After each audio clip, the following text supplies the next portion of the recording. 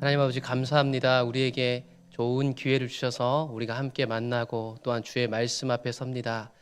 말씀 안에서 찬란하게 빛나는 주님을 알게 하시고 그 주님이 성령으로 우리를 비추실 때 그 말씀 앞에 반응할 수 있는 용기와 믿음을 허락하여 주옵소서. 가령 우리가 생각하지 못했던 우리의 어둠이 드러날 때 하나님 그곳에 숨지 않게 하시고 십자가를 의지하여 담대히 주 앞에 나아가게 하옵소서. 이 길을 가로막고 있는 우리의 장애물들도 깨닫게 하셔서 주님께 주도권을 내어드리고 주님께서 깨트려 주시기를 기다리는 자들이 일어나게 하시고 그런 믿음의 고백을 통해서 오늘도 우리를 다 깨트리시는 것 같지만 새롭게 세워가시는 하나님의 일들이 우리 가운데 보여질 수 있도록 도와주옵소서. 예수님의 이름으로 기도드립니다. 아멘. 예, 계속 참여하셨던 분 어떨지 모르겠는데 괜찮으신지 모르겠습니다. 예. 개인적으로는 저도 이렇게 같이 말씀을 읽다 보면 자세히 같이 읽어가는 거니까요. 설교 끝나고 나면 제가 되게 힘들어요. 그러니까 설교를 한 에너지 때문이 아니라 이 말씀에 마치 얻어맞은 것처럼요. 힘들어요. 사실 쉽진 않더라고요. 근데 이상한 게요. 그런데 좋은 게 있어요. 이게 참 이해할 수 없는 거죠. 이게 내 아픔을 드러내는 거고 하나님 앞에 서는 건데 고통스러운데 그것 안에 감사가 있고 회복이 일어나니까요. 그래서 며칠 전에 제가 한 인터뷰에서 손흥민 아버지가 인터뷰하면서 자기를 또라이라고 하면서 웃잖아요. 근데 그게 너무나도 공감이 되더라고요. 참 신기한 거죠. 사람들은 이상하다 얘기하고 왜 저렇게까지 살아야 되냐고 얘기하는데 그 안에서 하나님이 주시는 기쁨이 있는 자들이 이 시대를 살아가는 빛이 아닐까 싶습니다. 아까 우리가 오후에 나눴던 말씀이 계속 이어지는 부분인데요. 이제 PPT를 띄워주시면 아까 우리가 마지막에 사사기를 마치면서 이 이야기를 듣습니다. 사사시대 현실을 면밀하게 봤죠. 그러니까 사사들이 등장하는 3장에서 16장까지의 사사기 말씀은 사실은 재미있게 읽을 수 있습니다. 그리고 은혜도 될 수도 있어요. 그런데 결국 그 시대에 드리워졌던 현실이 17장부터 21장까지 있었던 두 가지 사건으로 요약돼 가지고 주제로 부각됩니다. 우리가 이 사사시대를 살펴보면서 아팠던 건 뭐냐면 이게 우리가 살고 있는 시절하고 별로 다르지 않았기 때문이에요. 그런데 사실 이 사사시대가 아직 끝나지 않았습니다. 우리가 그 다음에 읽은 룻기라는 성경은요 아직 사사시대거든요. 근데 룻기라는 성경은 단 4장밖에 안 되는데 사사기 뒤에 위치함으로 인해서 우리에게 되게 중요한 역할을 해줍니다. 그래서 우리가 아직 사사시대인데 두 사람을 마주하게 되죠. 누구냐면 과부 두 사람이에요. 과부. 룻기 1장 1절을 보면 아직도 사사기입니다라는 거를 강조해주고 싶어요. 사람들이 사사기를 끝내고 나서 이제 룻기니까 다른 성경이지 하고 읽지 말고 이 일도 사사시대에 동일하게 있었던 일입니다 라는 얘기를 해주고 싶거든요. 사사가 치리하던 때는 우리가 아까 본 것처럼 사람들이 각자 자기가 왕된 시대를 살고 있는 거예요. 하나님을 왕 삼아서 하나님의 뜻을 따라가야 될 사람들이죠. 그 당시 하나님 뜻을 따라가려면 아마도 율법을 지키고 그 안에서 하나님 뜻을 발견해서 살아가야 했을 거예요. 또한 하나님의 선지자가 보내지면 그 선지자의 말을 듣고 따르는 게 그 길이었겠죠. 그런데 사람들이 그렇게 살지 않았습니다. 다 자기들만의 기준이 있었어요. 자기들만의 기준을 가지고 신앙하고 그것으로 복받을 거라고 했던 시대가 사사시대였습니다. 우리 아까 봤듯이. 그래서 그들이 겪어야만 했던 일들이 룻기에도 나와요. 뭐가 오냐면 그 땅에 흉년이 찾아옵니다. 근데 레위기에서도 봤고 신명기에서도 봤던 것처럼 이들에게 흉년이 다가오면 우연이 아닙니다. 작년에도 있었지 재작년에도 있었지 그런 흉년이 아니고요. 이건 하나님이 보내는 겁니다. 하나님을 떠나면 나타나는 현상으로 흉년이 옵니다. 이 흉년 때문에 유다 베들레헴에 살고 있었던 한 사람이 살 수가 없어가지고 생존을 위해서 이민을 갔다라고 생각하시면 됩니다. 한 사람이 그의 아내와 두 아들을 데리고 모압 지방에 가서 거류합니다. 그러니까 이방 사람들이 살고 있는 땅으로 지금 이민을 간 거예요. 생각해보면 지금 이 땅이 어떤 땅이냐면 하나님이 주시기로 약속해서 얻은 땅이란 말입니다. 싸워서 여기까지 온 땅이에요. 그 땅을 버리고 간다는 것은 말도 안 되는 일이에요. 이 땅을 내가 살기 어렵다고 내버려두고 가는 건 지금 이 상황에서 말이 안 되는 상황인데 그들에게 이런 말이 안 되는 상황이 벌어지고 있는 거예요. 그때 갔던 사람이 엘리멜렉, 우리가 잘 알고 있는 나오미, 말론, 기련입니다. 이 사람들이요 가서 이 이방 땅에 정착하기 시작해요. 그런데 살려고 갔잖아요. 살려고 갔는데 상황이 더 안 좋아졌어요. 언약 백성들이 전체적으로 타락해서 고통을 받고 있었는데 그 고통 가운데 살려고 떠났는데 그곳에서 어떤 일이 벌어졌냐면 남편이 죽게 된 거죠. 과부가 된다는 건 어떤 것일까? 제가 두 과부 얘기를 시작했는데 당시 이스라엘 사회에서 과부가 된다는 것은요 이스라엘 3대 약자에 들어가는 사람 중에 한 명 과부였습니다. 그래서 하나님께서 늘 도와줘야 할 사람들 목록을 얘기할 때 들어가는 사람이 고아, 과부, 나그네. 그러니까 그 당시 이스라엘 사람 봤을 때 가장 불쌍한 사람이 된 거예요. 과부의 사회적 위치는 출애굽기, 신명기 계속해서 나옵니다. 게다가 예수님 시대에도 여전히 과부는 가난한 사람입니다. 마가복음에 가보면 한 과부가 2렙돈을 헌금하잖아요. 2렙돈. 이 2렙돈이 얼마냐면요. 이 2렙돈을 계산하면 이게 하루 일당의 128분의 1의 2배예요. 그러니까 보시면 이 가운데 있는 빨간색 있는 그 라인이 하루 일당입니다. 그래서 옆에 보면 데나리온이고 이게 그리스로 봤을 때는 드라크마예요. 그러면 이것의 128분의 1이 한 넵돈입니다. 그래서 보통 10만 원을 하루 일당이라고 우리가 계산해 볼 때 128분의 1이 780원 정도가 돼요. 이거에 2렙돈이니까 1,500원. 그러니까 예수님이요, 이 과부가 자기 전부를 넣었다는 게 뭐냐면 이 과부는 아마 그날 박스를 열심히 주웠을 거예요. 박스를 정말 그날 많이 주워가지고 겨우 1,500원 얻었어요. 이거 나 오늘 먹고 살아야 되는데 이걸 다 헌금에 넣었던 거죠. 그러니까 과부라는 것은요, 예수님 시대 때도 있고 고대 시대 때도 가장 불쌍한 사람이에요. 여러분들 무슨 상상을 하든 가장 불쌍한 사람 중에 한 명이 바로 과부였습니다. 그런데 이제 2 아들이 남아있었기 때문에 그래도 희망이 있어요. 한 가정에 아들이 있다는 건 희망이니까요. 그런데 이 아들들이 모압 여자 중에서 아내를 맞이하게 됩니다. 그래서 하나는 오르바고요, 하나 이름은 룻이었습니다. 그들에게 이방 여자를 아내를 맞는다는 건 큰 수치잖아요. 신명기 율법에 따르면 그들과 혼인도 하지 말라고 했습니다. 이유가 있습니다. 왜냐하면 내 아들을 유혹하여 그가 여호와를 떠나고 다른 신들을 섬기게 할 것이다. 그리고 우리가 노아 홍수 사건도 보셨지만 혼합되는 것에 대해서 성경은 상당히 꺼리게 합니다. 이 사람이 살려고 나왔는데 남편 잃고 아들들은 모압 여자를 아내로 맡고 있어요. 이게 사사시대여서 뭐 이런 일은 크게 흠이 아닐지도 몰라요. 그런데 개인적으로 보자면, 그냥 말씀으로만 본다면 큰 어려움 가운데 있는 거예요. 그렇게 거기서 10년쯤 살았는데요. 그 과정 속에서 아들들도 다 죽습니다. 그러니까 어떤 사람이 안 좋아지는 상황을 설명한다고 할 때 최악으로 안 좋은 사람이 지금 나오미에게 벌어지고 있는 거예요. 이 사람이 이제 여기서도 못 살겠다 이런 한탄에 빠져 있을 때 하나님께서 이제 다시 자기 백성을 돌보셨다는 소문이 들려와요. 아마 이런 소원은 아까 사사시대 때 반복됐던 것처럼 그들이 고통의 끝에서 아이고 부르짖으면 하나님이 다시 도와주십니다. 그 시기가 온 거예요. 타이밍으로. 하나님의 구원이 임한 타이밍이 되니까 이제 다시 내가 살던 땅에서 먹고 살 수 있다는 소식을 들은 거죠. 그래서 2 며느리 데리고 돌아가려고 한 겁니다. 근데 생각해 보니까요, 이 2 며느리들이 다 데리고 갈 이유가 없는 거예요. 왜냐하면 다시 낳아줄 아들도 없고 자기는 노년이 이르렀기 때문에 이 며느리들한테 나오미가 얘기합니다. 너희는 각기 너희 어머니의 집으로 돌아가라. 너희가 죽은 자들과 나를 선대한 것 같이 여호와께서 너희를 선대하기를 원하신다. 그러니까 다시 자기네 고향에 돌아가라고 얘기하는 겁니다. 그동안도 이 모압 여인들이 잘했던 것 같아요. 그런데 잘했는데 이제 돌아가라고 허락을 해주고 자유를 주는 거예요. 하나님의 이름으로 이들에게 새 출발하라고 축복해 준 겁니다. 여호와께서 너희에게 허락하사 각기 남편의 집에서 위로를 받게 하시기를 원하노라. 새 시집 가라. 니네 땅으로 돌아가서 행복하게 살아라 하는 겁니다. 그들이 소리를 높여 울어요. 나오미에게 이르되 아닙니다. 우리는 어머니와 함께 어머니의 백성에게 돌아가겠나이다. 이게 진짜 이상한 말입니다. 지금 이 나오미에게서 나올 게 하나도 없어요. 과부잖아요. 게다가 이 어머니가 다시 돌아간대요. 돌아가도 뭐 줄 게 없어요. 그런데 이 이방 여자들이 신기한 게 어머니의 백성에게로 돌아가겠대요. 이제 뒤에 가보면 더 확실해지는데 이 여자들이 도대체 이 나오미에게서 무엇을 보았는지 말이죠. 자기 백성, 자기 신, 자기 땅에 돌아가야 되는데 아무것도 없는 나오미를 따라오겠다고 하고 있는 거예요. 나오미가 강권합니다. 아니야, 돌아가. 너희가 어찌 나와 함께 하느냐? 내 태중에 너희의 남편된 아들들이 아직 있느냐? 없다라는 얘기입니다. 너희들이 나 따라서 이득 볼 게 하나도 없어. 내 딸들아 되돌아가라. 나는 늙었으니 남편을 두지 못하고 혹시 남편이 생긴다고 해도 아들을 낳는다고 해도 너희들에게 줄 수가 있는 나이가 아니잖아. 아주 객관적인 겁니다. 그래서 남아있을 필요가 없는 거죠. 너희가 어찌 그들이 자라기를 기다리겠으며 어찌 남편 없이 지내겠다고 결심하느냐? 내 딸들아 그렇지 아니하니라. 여호와의 손이 나를 치셨으므로 나는 너희로 말미암아 더욱 마음이 아프도다. 여기서 중요한 말이 나오는데요. 나오미는 지금 사사시대에 임한 하나님의 고통을 직격탄을 맞고 있거든요. 나오미가 다른 점이 딱 하나가 있어요. 뭐냐면 사사시대 말미에 나왔던 사람들은요, 자기들이 왜 그렇게 고통당하는지 이유를 몰라요.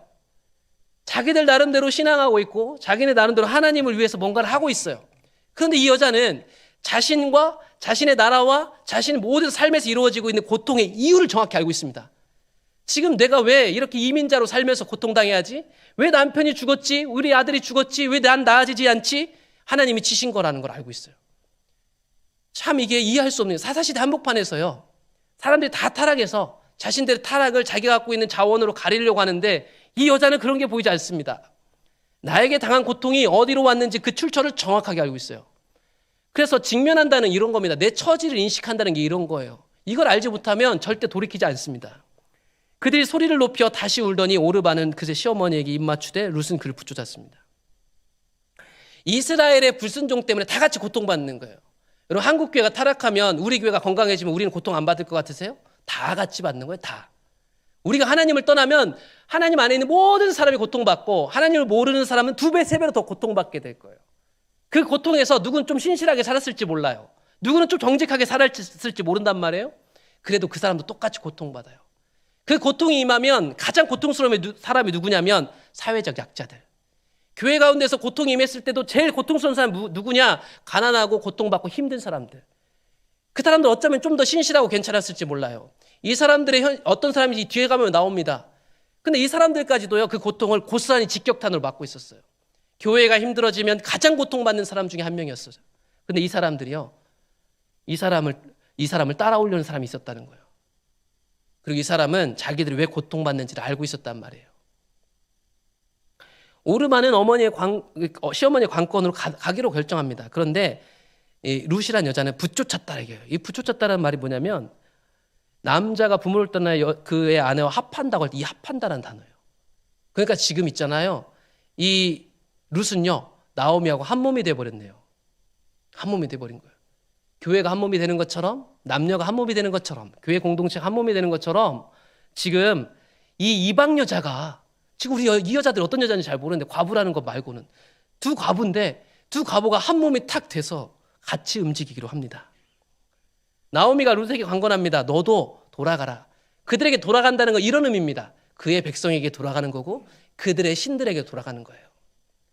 그러니까 지금 쉽게 얘기하면 룻이란 여자가 여호와 하나님을 섬기기로 작정하고 지금 따라가는 거예요. 이 룻이 결심한 이유가 나오는데 이렇게 나와요. 저 가라고 하지 마세요 하면서 어머니께서 가시는 곳에 나도 가고 어머니께서 머무시는 곳에서 나도 머물겠습니다. 어머니의 백성이 나의 백성이 되고 어머니의 하나님이 나의 하나님이 됩니다. 이게 신앙 고백인데 여기 제일 중요한 게 있어요. 뭐냐면 계속 어머니가 나와요. 이 룻이란 여자가 여호와 신앙을 결심하게 된 계기는 나오미 때문이에요. 어머니 때문에 신앙을 갖게 됐다는 거예요. 사람들이요 착각하는 게 있습니다. 내가 참 신앙 안에 있으면요 사람들이 와요. 내가 찾아다니는 게 아니죠. 내가 중심이 옳고 올바르면요 그 삶을 보고 반드시 변하는 사람들이 생겨납니다. 내가 무언가를 하고 그 사람을 전략적으로 만나는 것도 중요하겠지만 말이죠. 이 사사시대의 중심이 옳은 사람에게는 그 사람 주변에 사람들이 반드시 모이게 돼 있습니다. 내가 사람 많은 곳에 있어서가 아니라 내가 있는 곳이 중심이 되게 하시는 거예요. 하나님이. 사람들이 늘 안 되는 사람도 있잖아요. 옛날에도 보면 식당 같은 걸 해도 백종원 씨가 한 얘기잖아요. 상권도 분석하고 좋은데 정말 맛있는 사람은 어디 나와서 다 되는 거예요. 세상 사람들도 다 압니다. 사람 많은 곳에서 상권이 중요하고 무엇보다 그 사람 실력이 중요하다는 걸 알아요. 마찬가지 신앙도 똑같습니다. 어두우면 어두워질수록요 빛과 어둠이 분명히 극명하게 드러나고요. 하나님 안에서 하나님 중심이 옳은 사람과 그렇지 않은 사람이 드러나요. 결국 때가 되면 다 그런 사람들 주변에 하나님이 제대로 된 사람을 붙이게 돼 있는 거예요. 지금도 보면 룻도 정확합니다. 룻이 크게 신앙체험한 것 같아요? 안 나와요. 근데 분명한 건요. 엄마 때문에, 시어머니 때문에. 저는 이 룻기를 과거부터 많이 읽어봤거든요. 도대체 이 시어머니가 어떤 사람이길래 이런 일을 만들어낼까 궁금했어요. 근데 잘 안 나옵니다. 그게 더 신기한 거예요. 우리는 방법을 원하잖아요. 어떻게 저렇게 했지?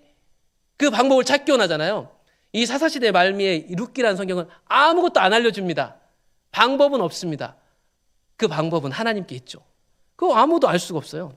심지어 어머니께서 죽으시는 곳에 나도 죽겠다잖아요. 어머니를 떠나면 여호와가 내게 벌 내리시고 더 내리시길 원한다는 고백까지 합니다. 즉 룻이 선택한 것은 여호와 하나님 그분 자신, 그분의 백성, 그 어머니를 따라 그 신앙을 하기로 선택한 겁니다. 결심했다는 거예요. 선택하는 거예요. 자주 말씀드리지만 신앙이라는 건 선택하는 겁니다. 옳으네, 동의합니다가 아니라 그 동의한 대로 선택한다는 건 결국 산다는 거죠. 선택한다는 건 결국 내 삶에 영향을 끼치게 돼 있습니다. 내가 진로를 선택할 때, 누군가와 만날 때, 돈을 어디다 지출할 때, 행동할 때, 내 삶의 중요한 대소사를 선택할 때 반드시 영향을 끼치게 돼 있어요. 그래서 신앙이 참 신앙인인가 그렇지 않은가는 결국에는 내가 선택하는 것으로 드러나게 돼 있습니다. 나중에 내가 다 이뤄놓고 이랬다더라 말하는 게 아니라요. 내가 선택한 것들이 결국 현재 나를 만들어내고 있는 거고 그게 내가 되는 거죠. 나오미가 돌아오니까요. 동네 사람들이 환영합니다. 원래 나오미란 이런 뜻이 기쁨, 희락 이런 뜻이잖아요. 사람들이 와 나오미가 온다 이렇게 얘기합니다. 이 나오미란 여자가 되게 까칠합니다. 까칠할 만도 하죠. 남편이 있고 아들 다 잃었는데 아무것도 없이 살겠다고 나갔는데 빈털터리에 돌아온 이 사람 얼마나 창피하겠어요? 이 사람이 얘기합니다. 나오미라고 부르지 마. 나 기쁨이라고 부르지 마. 기쁨이 아니고 괴로움이다, 고통이다 이렇게 부르라고 합니다. 참 까칠하죠? 모양에 속을 게 아닙니다. 그런데 중요한 건 이런 시어머니를 가장 가까이서 모셨을 이방 여자 룻이 따라오고 있다는 걸 잘 기억해 보세요. 도대체 뭘까? 그래서 이 나오미를 따라왔고 나오미는요 자기를 고통이라고 부르라고 합니다. 나오미의 현실을 나오미가 얘기하죠. 내가 풍족하게 나갔더니 여호와께서 내게 비어 돌아오게 하셨느니라. 여호와께서 나를 징벌하셨고 전능자가 나를 괴롭게 하셨거늘 너희가 어찌 나를 나오미라 부르느냐 하니라. 나오미의 고백은요 그 시대의 현실적인 이스라엘 백성들이 받고 있는 고통을 대변하는 자예요. 이스라엘 백성들은 다 하나님의 징벌을 받고 있었거든요. 그 징벌을 가운데서 받고 있었던 나오미가 대신해서 이스라엘 가운데 받고 있는 고통을 대신 고백하는 격입니다. 이게. 그런데 아까 우리가 사사기 후반부에서 봤던 것처럼 대부분의 사람들이 이거 인정하지 않아요. 인정하는 사람과 인정하지 않는 사람, 인정하기 싫어서 숨기는 사람과 인정할 수밖에 없을 만큼 모든 것을 잃어버린 여자는 회개했다는 겁니다. 그래서 이건 감히 제 생각이지만 앞으로 한국교회는 더 많은 것을 잃어야 아마 회개할 거예요. 회개하지 않겠죠. 마지막 남은 하나까지도 다 사용해가지고 자신의 치부를 가리려고 애쓸 겁니다. 그 무너져가는 데서 모든 것을 다 잃어버린 후에야 다시 아마 새싹이 돋아날 거예요. 우리가 가야 할 길을 잘 생각하셔야 됩니다. 장밋빛 인생, 우리가 신앙의 본질을 돌이키면 뭔가 될 것 같다는 생각들이 아니라 그 시절을 준비하면서 나오미와 같은 사람, 다음 세대를 준비할 수 있는 사람, 그런 사람들이 준비되는 게 필요한 거예요. 나오미는 그런 현실을 정확하게 알고 있었던 것 같아요. 그가 돌아오니까 그 돌아온 동네에 누가 있었냐면 보아스라는 사람이 있었습니다. 이 보아스는 나오미의 남편 엘리멜렉 친족이죠. 이 사람은 유능하고 용기 있고 덕이 많은 사람이었다라고 얘기해요. 그리고 실제로 이 사람이 하는 행동들을 보면 사사시대에 보기 힘든 사람입니다. 모압 여인 룻이 나오미에게 이르되 내가 밭으로 가서 추수 때가 됐기 때문에 뭔가를 좀 얻어오겠습니다. 이렇게 해서 나가요. 마침 그때가 추수할 때가 되었기 때문입니다. 만약 이 추수할 때가 되었다면요. 거룩한 하나님의 백성들이니까 이스라엘 백성들이라서 하나님 말씀대로 순종하는 사람이라면 이런 일들이 벌어져야 돼요. 레위기 율법대로라면 야 너희가 너희의 땅에서 곡식을 거둘 때 밭 모퉁이까지 다 거두지 마라. 내 떨어진 이삭도 줍지 말고 내 포도의 열매도 다 따지 말고 내 포도에 떨어진 열매도 줍지 말고 왜 그러냐면 가난한 사람 나그네를 위해서 버려둬라. 이게 하나님이 그들에게 명령하신 겁니다. 내가 다 싹싹 긁어갈 수 있는데 그렇지 않게 놔둬서 자유롭게 가져갈 수 있도록 명령했어요. 이건 레위기에만 나온 게 아니라 이 약속의 땅에 들어가는 광야 2세대 3세대 즉 여호수아 세대에게도 얘기했습니다. 네가 밭에서 곡식을 벨 때는 말이지 한 뭇줄 밭에 잃어버렸거든 다시 가서 가져오지 말아라. 나그네 고아 과부를 위해서 남겨두라. 그리하면 내 하나님 여호와께서 내 손에 하는 모든 일에 복을 내리시기라. 내가 감람나무를 떨었을 때도 다시 살피지 말고 남겨두라는 거죠. 내가 포도원에 포도를 딴 후에 그것을 남은 것을 다시 따지 말고 남겨두라는 겁니다. 다른 사람 몫을. 그러니까 신실한 사람이면 남겨졌을 텐데 지금 사사시대인데 남겨두는 사람이 있겠어요? 그런데 보아스는 달랐어요. 이 보아스라는 사람은 달랐단 말이죠. 룻이 가서 베는 자를 따라 밭에서 이삭을 줍는데 우연히 엘리멜렉의 친족 보아스에게 속한 밭에 이르렀습니다. 이건 우연히 이런 게 아닙니다. 뒤에 가서 보면 알겠지만 보아스라는 사람이요 그 당시에 자신의 땅에서 이렇게 얻어간 사람이 상당히 많았다는 것을 알 수 있습니다. 그러니까 사사시대에 보기 힘든 사람이에요. 원래 사사시대가 아니라면 아주 자연스럽게 볼 수 있는 언약 백성의 모습인데 보기 힘들었죠. 마침 보아스가 베들레헴에서부터 와서 베는 자들에게 이르되 여호와께서 너희와 함께 하시길 원하노라 하니 그들이 대답하되 여호와께서 당신에게 복 주시길 원합니다. 이게 보아스 땅에서 먹고 사는 사람들의 고백이었습니다. 아, 보아스 당신에게 하나님께 복 주시길 원해요. 보아스는 얘기하죠. 아니, 너희에게도 복 주시길 원한다. 정확하게 우리가 사사시대의 동일한 시대 속에 뒷부분에서 봤던 사람들하고 다른 태도를 취하고 있습니다. 사사시대에도요, 다르게 사는 사람들 분명히 있었습니다. 그 사람들 잘 눈에 띄진 않지만 분명히 있었다는 겁니다. 보아스가 베는 자들을 거느린 가운데 나오미와 함께 모압 지방에서 돌아온 이 룻을 만나게 된 거죠. 그에 대한 설명이 들어옵니다. 우연이지만 하나님의 계획하심 속에 만나게 되죠. 보아스가 룻에게 특별 대화합니다. 이삭을 주우러 다른 밭으로 가지 말고 여기서 계속 있어라. 그리고 내가 여기에 책임자들에게 말해놓을 테니까 걱정하지 말고 두려워하지 말고 여기서 먹을 걸 얻도록 도와줍니다. 룻이 엎드려 얼굴을 땅에 대고 절하며 그에게 말하죠. 나는 이방 여자인데 당신이 어찌하여 내게 은혜를 베푸시며 나를 돌보십니까? 이 모함자들 룻이요, 지금 하고 있는 이 대사가 예수님 시대 때 되게 비슷한 대사가 나온 게 있어요. 한번 잠깐 생각해 보세요. 이 이방 여자가 이 보아스로부터 은혜를 입고 무슨 얘기를 하냐면 저는 이방 여자인데 당신이 내게 이 은혜를 베푸시며 나를 돌보시네요 라는 고백을 하거든요. 이제 뒤에 가면 나올 텐데 보아스는 그 룻이 어떤 사람인 걸 알았어요. 어떤 사람이냐면 내가 시어머니에게 행한 모든 것과 내 부모와 고국을 떠나 전에 알지 못하던 백성에게로 온 일이 내가 분명히 알려졌다. 보아스는요, 룻이 어떤 여자인지를 분명히 알고 있었습니다. 보아스는 그런 룻을 하나님이 돌보시기를 원했어요.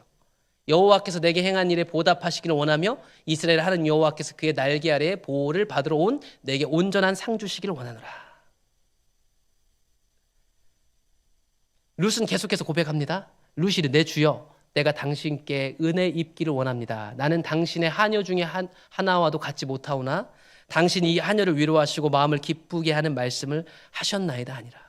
지금 보시면 룻은 계속해서 상당히 저자세를 취하고 있는데 예수님을 찾아왔던 가나안 여인 기억하세요? 예, 자기 딸 살리러 온 여자 말이에요. 예수님 이 여자를 고쳐주지 않으려고 하시죠. 왜냐하면 일은 이스라엘 백성들에게 가야 된다고 하면서 가나안 여자가 하나가 와서 예수님한테 와서 내 딸이 흉하게 귀신 들렸습니다 라고 간절히 구합니다. 그런데 도와주지 않으려고 하죠.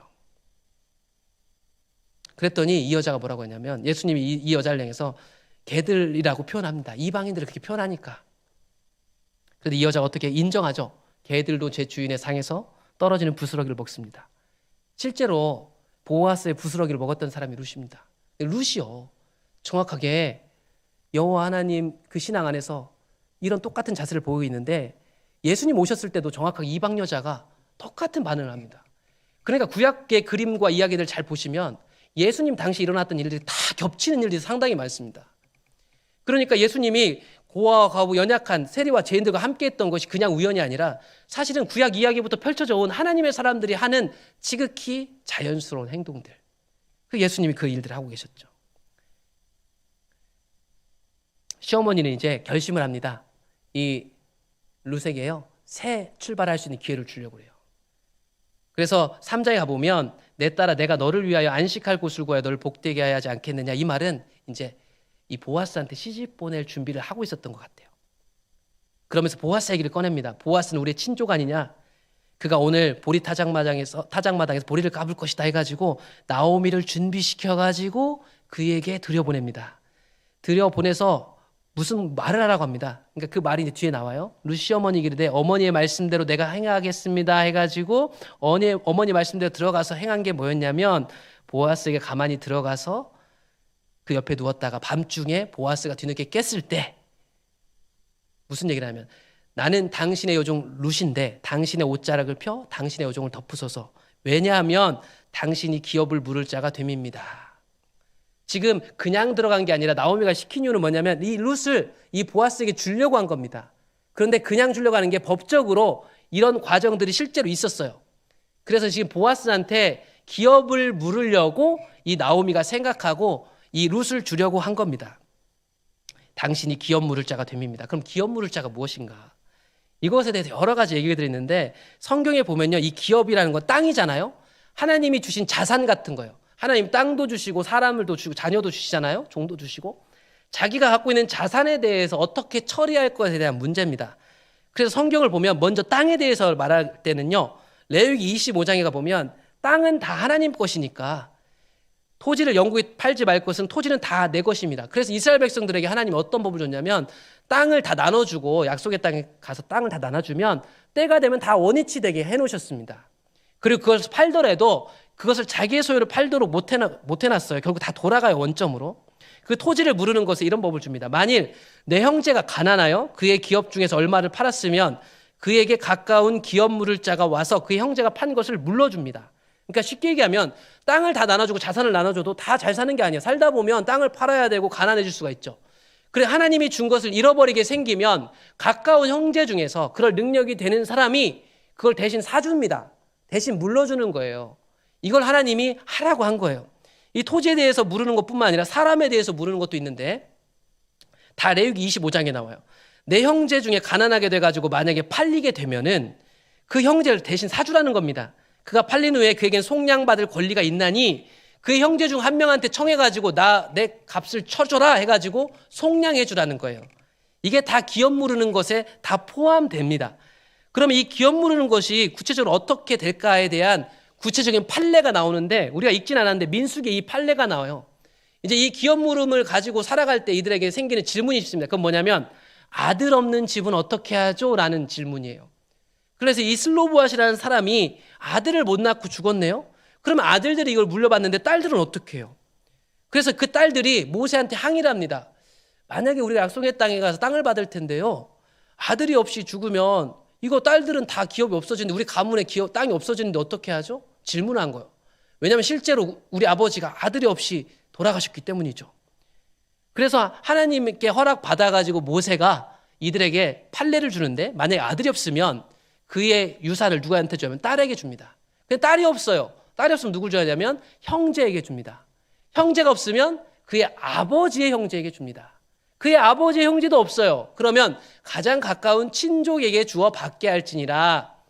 이게 다 기업 물을 내용에 다 포함됩니다. 그래서 지금 다 모든 걸 잃은 것 같지만 이 보아스가 유력한 보아스가 이 나오민의 가정에 있는 것을 물러줘야 될 책임이 있다. 그래서 이 룻까지도 보내는 겁니다. 그래서 이 룻 가정이 편입시키려고 하는 거죠. 보아스도 룻이 사실 마음에 들었거든요. 그런데 이제 많은 학자들이 근데 이 보아스는 나이가 많았을 거래요. 그 룻은 아주 어렸을 거라고 하고. 이 보아스가 얘기합니다. 룻 당신은 참 귀한 사람입니다. 얘기를 해요. 내가 가난하건 부하건 젊은 자를 따르지 아니하였도다. 이렇게 얘기를 합니다. 그러면서 이런 얘기도 해요. 그리고 이제 내 딸아 두려워하지 말라. 내가 내 말대로 내게 행해줄게. 기업 물러주겠다는 겁니다. 네가 현숙한 여인인 줄을 나의 성읍 백성이 다 압니다. 여러분 이게 이상한 말이죠. 사사시대 때 우리가 봤던 사람들은 레위인이고 뭐고 다 필요가 없는데 이 이방 여자들이 말이죠. 이방 여자가 하나님 백성 사이에서 잠언에서나 나오는 현숙한 여자 취급을 받습니다. 교회 열심히 나오고 장로고 목사가 아니라 교회는 어쩌다 한 번씩 나올지 몰라요. 주일성도 제대로 못해요. 헌금도 제대로 못하죠. 그런데 우리 교회 나오는 그 누구가 현숙한 여자라고 하나님 인정한다고 생각해 보세요. 그럼 잘 생각해 보셔야 돼요. 잘 생각해 봐야 된다고. 이 시대에 하나님 찾는 사람이 어떤 사람일지. 그거를요. 보아스만 하는 게 아니라 사람들이 다 알아요. 다 알아. 이런 일 누가 만들었냐면 나오미가 만들었습니다. 나오미가. 다음 세대 어떻게 살려요? 나오미 같이 하면 될 텐데 나오미가 어떻게 했는지 룻기 안 나와요. 게다가 성경도 나오미서 해주면 나오미라도 기억할 텐데 나오미 이름은 다 지워놨어요. 룻기라고 해놨죠. 참으로 나는 기업 물을 자이니 기업 물을 자로서 나보다 더 가까운 사람이 있다. 근데 보아스는 참 신실한 사람이었어요. 내가 얻고 싶어도 얻으려고 하지 않고요. 율법을 따라야 된다는 거예요.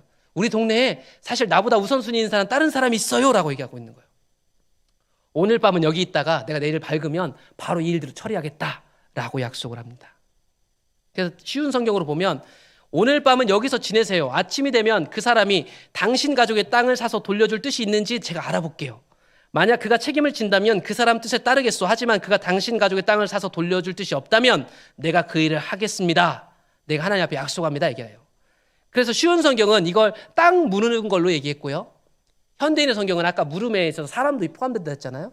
사람에게 집중해가지고 땅이 아니라 만일 그 기업 물을 사람이 당신과 결혼하겠다고 하면 다행으로 여겨 그에 대한 책임을 다하도록 하겠네. 그러나 만일 그가 결혼하지 않겠다고 한다면 내가 온 힘을 다해서 이렇게 해가지고 당신과 결혼하겠다. 이 얘기를 해놓습니다. 보아스는 룻을 아꼈어요. 그래서 이 밤에도 그냥 보내지 않습니다. 그에게 어머니와 먹을 것들을 잘 해서 보내죠. 그래서 보리를 6번 데워서 보내줍니다. 모든 이야기를 시어머니 나오미에게 들려줬고요. 시어머니는 알고 있었습니다. 룻이 보아스가 신속히 그 일들을 행할 것이라는 믿음을 갖고 있었어요. 어떤 사람인지 알고 있었으니까. 이에 시어머니가 이래 내 딸아 이 사건이 어떻게 될지 알기까지 앉아있으라. 그런데 그 보아스가 오늘 이 일을 성취하기 전에는 쉬지 않냐 할 거다. 다른 번역들 보면 그래서 보아스가 이걸 가장 우선적으로 해결할 사람이다 라는 것을 어머니는 알고 있었습니다. 이게 룻하고 나오미에게는 되게 급한 문제예요. 이 급한 문제를 보아스가 신속히 해결하려고 그래요. 그리고 4장에 가보면 기업 물을 자를 만나게 됩니다. 그 사람 이름은 숨겨놨어요. 아무개, 홍길동, 땡땡땡 이리 와라. 그 사람을 불렀습니다. 장로들을 청해가지고 절차에 따라서 합니다. 나오미가 우리 형제 엘레멜에게 소유지를 팔려고 한다. 네가 길어 물어야겠다 하는 거죠. 내가 물으려면 물으려니와 만약 네가 물으지 않으면 그 다음 차례는 나다. 얘기해라. 이렇게 합니다. 그러면 네가 안 물으면 내가 물을게. 얘기를 하는 거죠. 보아스가 그래도 내가 나오미의 손에서 그 밭을 사는 날에 곧 죽은 자의 아내 모압 여인 룻에게 사서 그 죽은 자의 기업을 그의 이름으로 세워야 할지니라. 얘기를 합니다. 사실은 이 사람이 물으겠다고 하거든요. 이 사람이 여기 앞에서 보시는 바와 같이 이 자기 순서가 됐다고 물으라고 하니까 자기한테 도움이 될 줄 알고 그래 내가 그거 물을게. 그 땅 내가 사지. 그 땅 소유권 내가 행사해야지 합니다. 그런 그에게 보아스가 설명을 해주는 거예요. 네가 그 땅을 얻는다는 건 결국 이 룻을 아내로 세워주고 이 룻을 통해 낳는 자녀의 이름으로 그거 기업을 세워야 돼. 너 그 죽은 우리 그 룻의 남편 이름으로 이 기업을 잇는 거야 라고 얘기하는 겁니다. 이제 뒤에 가보면 더 나오는데 기업을 이어주는 게요. 이 보아스나 사람에게 아무 이득이 안 돼요. 왜냐하면 이 가정의 재산을 보유해 주는 거니까요. 이 땅을 사서 나한테 이득될 게 없고 이 땅을 사고 자녀를 낳아도 아들도 다 죽은 사람 그 사람 이름으로 남겨주는 거예요. 그러니까 보아스나 이 아무개나 사실은 기업 물어줄 이유가 없는 거예요. 손해보는 거죠. 근데 왜 손해봐요? 하나님 뜻이니까 연약한 사람 돌보기 위해서. 이 사람이 이런 얘기들을 해주니까 보아스가 생각해보니까 손해만 보는 거죠. 얘기합니다. 나는 내 기업에 손해가 있을까 하여 나를 위하여 물으지 못하겠다. 원래 이거는 손해보는 겁니다. 그런데 언약 백성은 손해보라고 한 거예요. 근데 사사시대는 손해 안 보죠. 절대 안 보죠. 이 아무개는 정확히 사사시대에 살고 있는 사람인 거예요. 손해보면 못하지. 당연하게. 우선권이 있었지만 이걸 버리게 되죠. 이 기업 물음을 거부한 사람은 수치를 당하게 됩니다. 옛적 이스라엘 중에는 모든 것을 무르거나 교환하는 일을 확정하기 위하여 사람이 그의 신을 벗어 그의 이웃에게 주더니 이것이 이스라엘 중에 증명하는 전례가 됐더라. 이에 그 기업 물을 자가 보아스에게 이르되 내가 너를 위하여 사라 하고 그의 신을 벗었습니다. 그러니까 이거 되게 명예로운 거고 하나님 뜻대로 행하는 건데 자기 이득을 위해서 버린 사람은요. 신을 벗긴 자라는 손가락질 당해야 됐습니다. 이게 되게 간단해 보이지만 이 말씀을 정한 신명기 25장에 가보면 이게 이런 거예요. 만약에 그 물으지 않으면 그 사람이 만약에 그 형제 아내 맞이하기를 즐겨하지 아니하면 그 형제 아내는 그 성문으로 장로들에게 나아가서 말하기를 내 남편의 형제가 그의 형제 이름을 이스라엘 중에 있길 싫어하여 남편의 형제된 의무를 내게 행하지 아니하나이다 할 것이요. 지도자를 모아놓고 여기서 공증을 받습니다. 사람들에게 다 알리는 거예요. 이 사람이 자기 형제를 위해서 아들을 낳아주고 땅도 이 가문으로 계속 존속하게 해줘야 되는데 안 하겠다네요 라고 하면서 그 상업 장로들이 그를 불러다가 거기 세워놓고요. 그가 이미 정한 뜻대로 말하기를 내가 그 여자를 맞이하기 즐겨하지 않습니다라는 걸 여기서 확증을 받습니다. 진짜야? 네, 그렇게 맞이 않겠어요 하면 그의 형제 아내가 장로들 앞에서 그에게 나아가서 그의 발에서 신을 벗기고 그의 얼굴에 침을 뱉으며 이르기를 그의 형제의 집을 세우기를 즐겨 아니하는 자에게는 이같이 할 것이라 하고 이스라엘 중에서 그 이름을 신벗김 받은 자의 집이라 부를 것이니라. 동네 사람들이 저기는 신벗김 받은 자의 집이네. 이런 손가락질을 당하게 될 거예요. 그런데 사사시대에는요. 이런 손가락질 당하는 게 별로 대수롭지 않았던 것 같아요. 그 시대인 거예요. 내가 손해보는 것보다 욕먹는 게 편한 거죠. 그런 시대가 돼버렸던. 오늘날하고 너무 똑같지 않아요? 보아스가 장로들과 모든 백성에게 이르되 내가 엘리멜렉과 기론과 말론에게 있던 모든 것을 나오미의 손에서 산 일을 너희가 오늘 증인이다. 보아스는요, 주저하지 않고 기업을 물으기로 합니다. 그리고 룻을 아내로 맞이하죠. 그 죽은 자의 기업을 그의 이름으로 세워 그의 이름이 그의 형제 중에와 그곳 성문에서 끊어지지 아니하게 하매 너희가 오늘 증인이다. 그럼 보아스는 분명히요, 그 죽은 형제들을 위해서, 죽은 가친족들을 위해서 아들을 낳아주고 땅을 주기로 결심했습니다. 그리고 보아스가 룻을 맞이해 아내로 삼고 나서 아들을 낳게 됩니다. 그런데 신기한 일은 우리가 성경에서 족보를 보면 하나님이 보아스의 이름을 넣어놨다는 거예요. 이게요, 원래는 보아스 이름이 나오면 안 되죠. 왜요? 그 형제 이름으로 기업을 물은 거잖아요. 이게 참 비밀스러운 거예요. 왜 하나님 여기다 보아스 이름 넣어줬지? 저 원리대로라면 보아스 이름이 들어가면 안 될 텐데. 성경에 하나님이 보아스 이름을 넣어놓고 다윗을 그 가문에서 태어나게 하셨으며 마태복음에서 예수님 족보에도 보아스가 등장합니다. 룻이 등장하고. 깊은 어둠 속에 살았던 사사시대에요, 이런 보석과 같은 빛들이 있었어요. 근데 이 사람들은 우리가 전혀 예상하지 못했던 사람들이죠. 이방 여자였고 늙은 호라비 같은 사람이었고 아무도 손해보지 않으려고 하는 시대에 손해보는 사람이었죠. 보아스가 어떤 사람인지 모르겠지만 최소한 어디에 서야 될지를 알았던 사람들이죠. 그리고 생각해 보시면 나오미가 그렇게 대단했다는데 성경 저는 룻기 아무리 다 살펴봐도 나오미가 대단한 거는 딱 한 군데밖에 없었어요. 뭐냐면 우리에게 이 고통이 왜 임하는지를 아는 것 단 하나. 사사시대 사람들하고 달랐던 단 한 가지가 있다면 우리의 처지를 분명하게 알고 있었다는 거예요. 이유를 분명하게 알고 있었다는 거예요. 다른 곳에 돌린 게 아니라 그 시대를 읽고 있었죠. 우리에게 왜 이런 일이 일어났을까? 여러 가지 이유를 대보지만 아주 간단합니다. 하나님을 떠남으로 인해서 우리에게 이 고통이 오고 있습니다. 그걸 아는 사람이 다음을 준비할 수 있는 거죠. 이상하게도 이 어둠을 깨는 빛은 다 불쌍한 여자들에게서 시작됐어요. 예수님을 따라다녔던 사람들도 다 여자들이 많았죠. 불쌍한 사람들이 많았고 사무엘상도 여전히 사사시대입니다. 이 사사시대 가면 우리가 사사기에서 보지 못했던 또 역대급 빌런들이 등장합니다.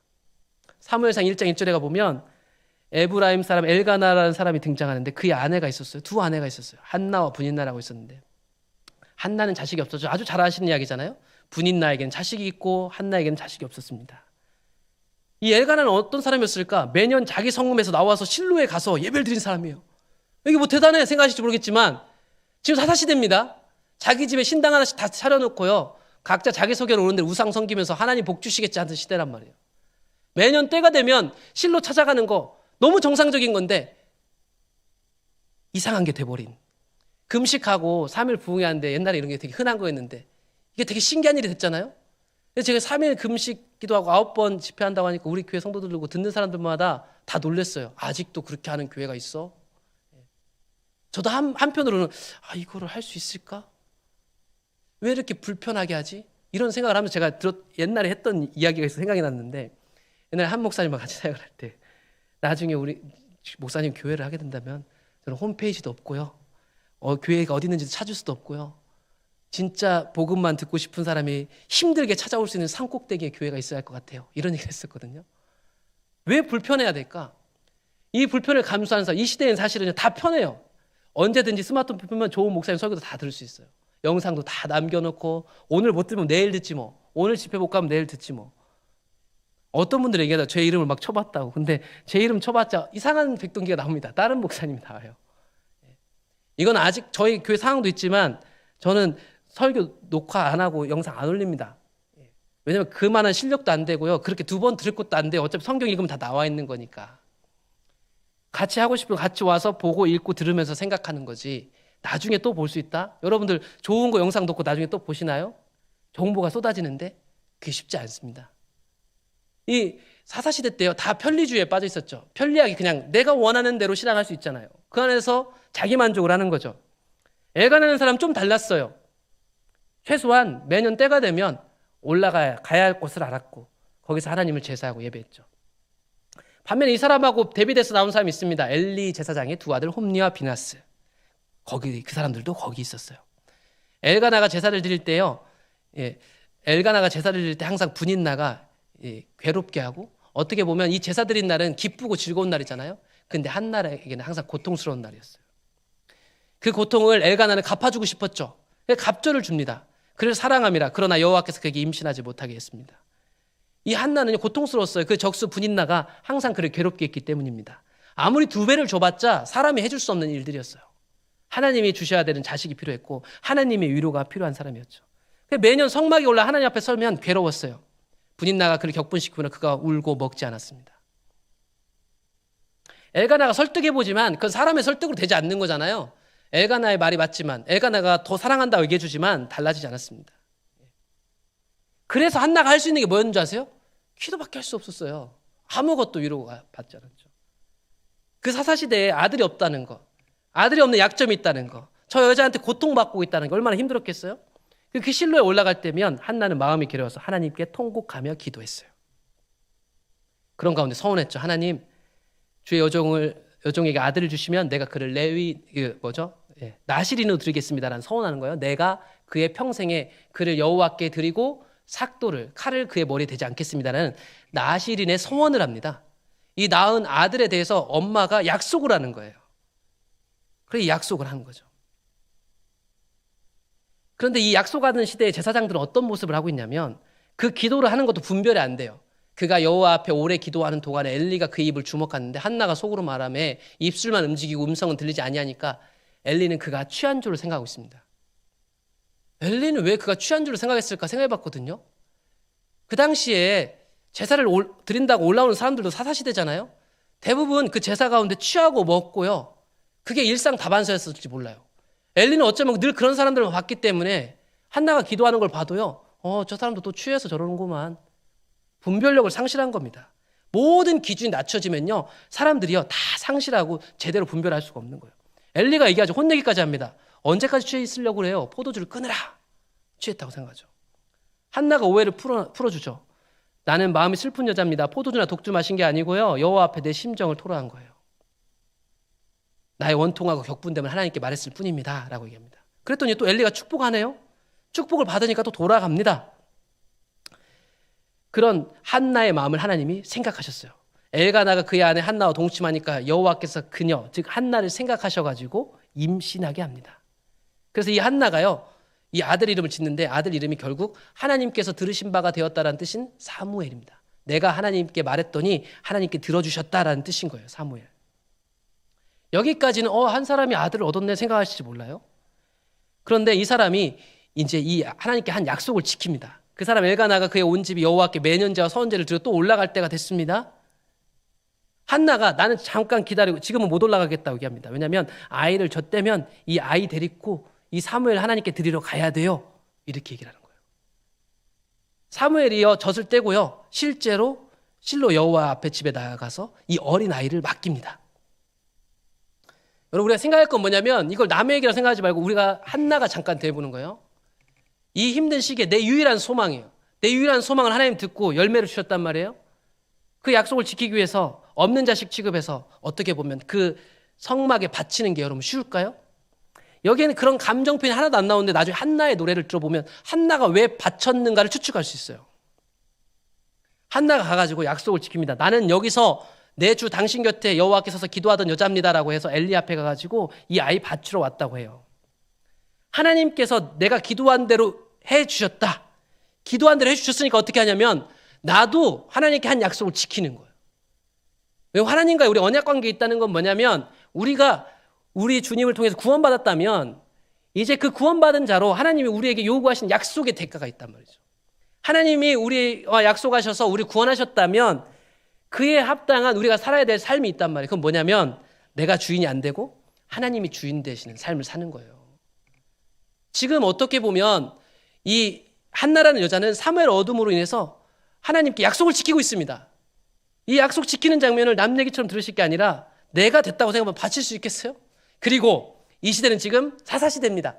약속이라는 것은요 아주 가벼워요. 하나님께 저주를 빌고 자기 아들을 위해서 축복하고 이런 게 아주 가벼워요. 누군가에 축복하고 말 바꾸는 게 쉬운 시절이란 말이에요. 그런데 이 여자가 약속을 지켜요. 약속을 지키면서 보통 한나의 기도라고도 하고 한나의 노래라고 하는 장면이 사무엘상 2장에 나오는데 이 사람이 부른 노래 기도 보면요. 이 사람이 우리가 다 읽을 수 없지만 어떤 경험을 했는지를 알 수 있어요. 한나가 기도하여 이르되 내 마음이 여호와로 말미암아 즐거워하며 내 뿔이 여호와로 말미암아 높아졌으며 내 입이 내 원수들 향하여 크게 열렸으니 이는 내가 주의 구원으로 말미암아 기뻐함이니이다. 이 아들을 주시는 구원을 통해서 사실은 한나는 더 큰 하나님 나라를 봤어요. 뒤에 나오는 기도들이 그걸 증명해요. 여호와와 같이 거룩하신 이가 없습니다. 이는 주밖에 다른 이가 없고 우리 하나님 같은 반석도 없습니다. 당연한 거 아니야? 지금 사사시대입니다. 사사시대예요. 우리가 사사기 후반부를 보았잖아요. 그 시대 때 하나님 같은 분은 없습니다라는 고백하는 여자가 이 아들을 간절히 원했던 한나의 입을 통해서 나오고 있는 거예요. 분인나로부터 고통받던 이 여자 입에서 하나님 한 분뿐입니다 라는 신앙 고백의 노래가 흘러나오고 있어요. 하나님이 어떤 분이신지를 정확히 알고 있습니다. 한나는 교만한 말을 다시 하지 말아라.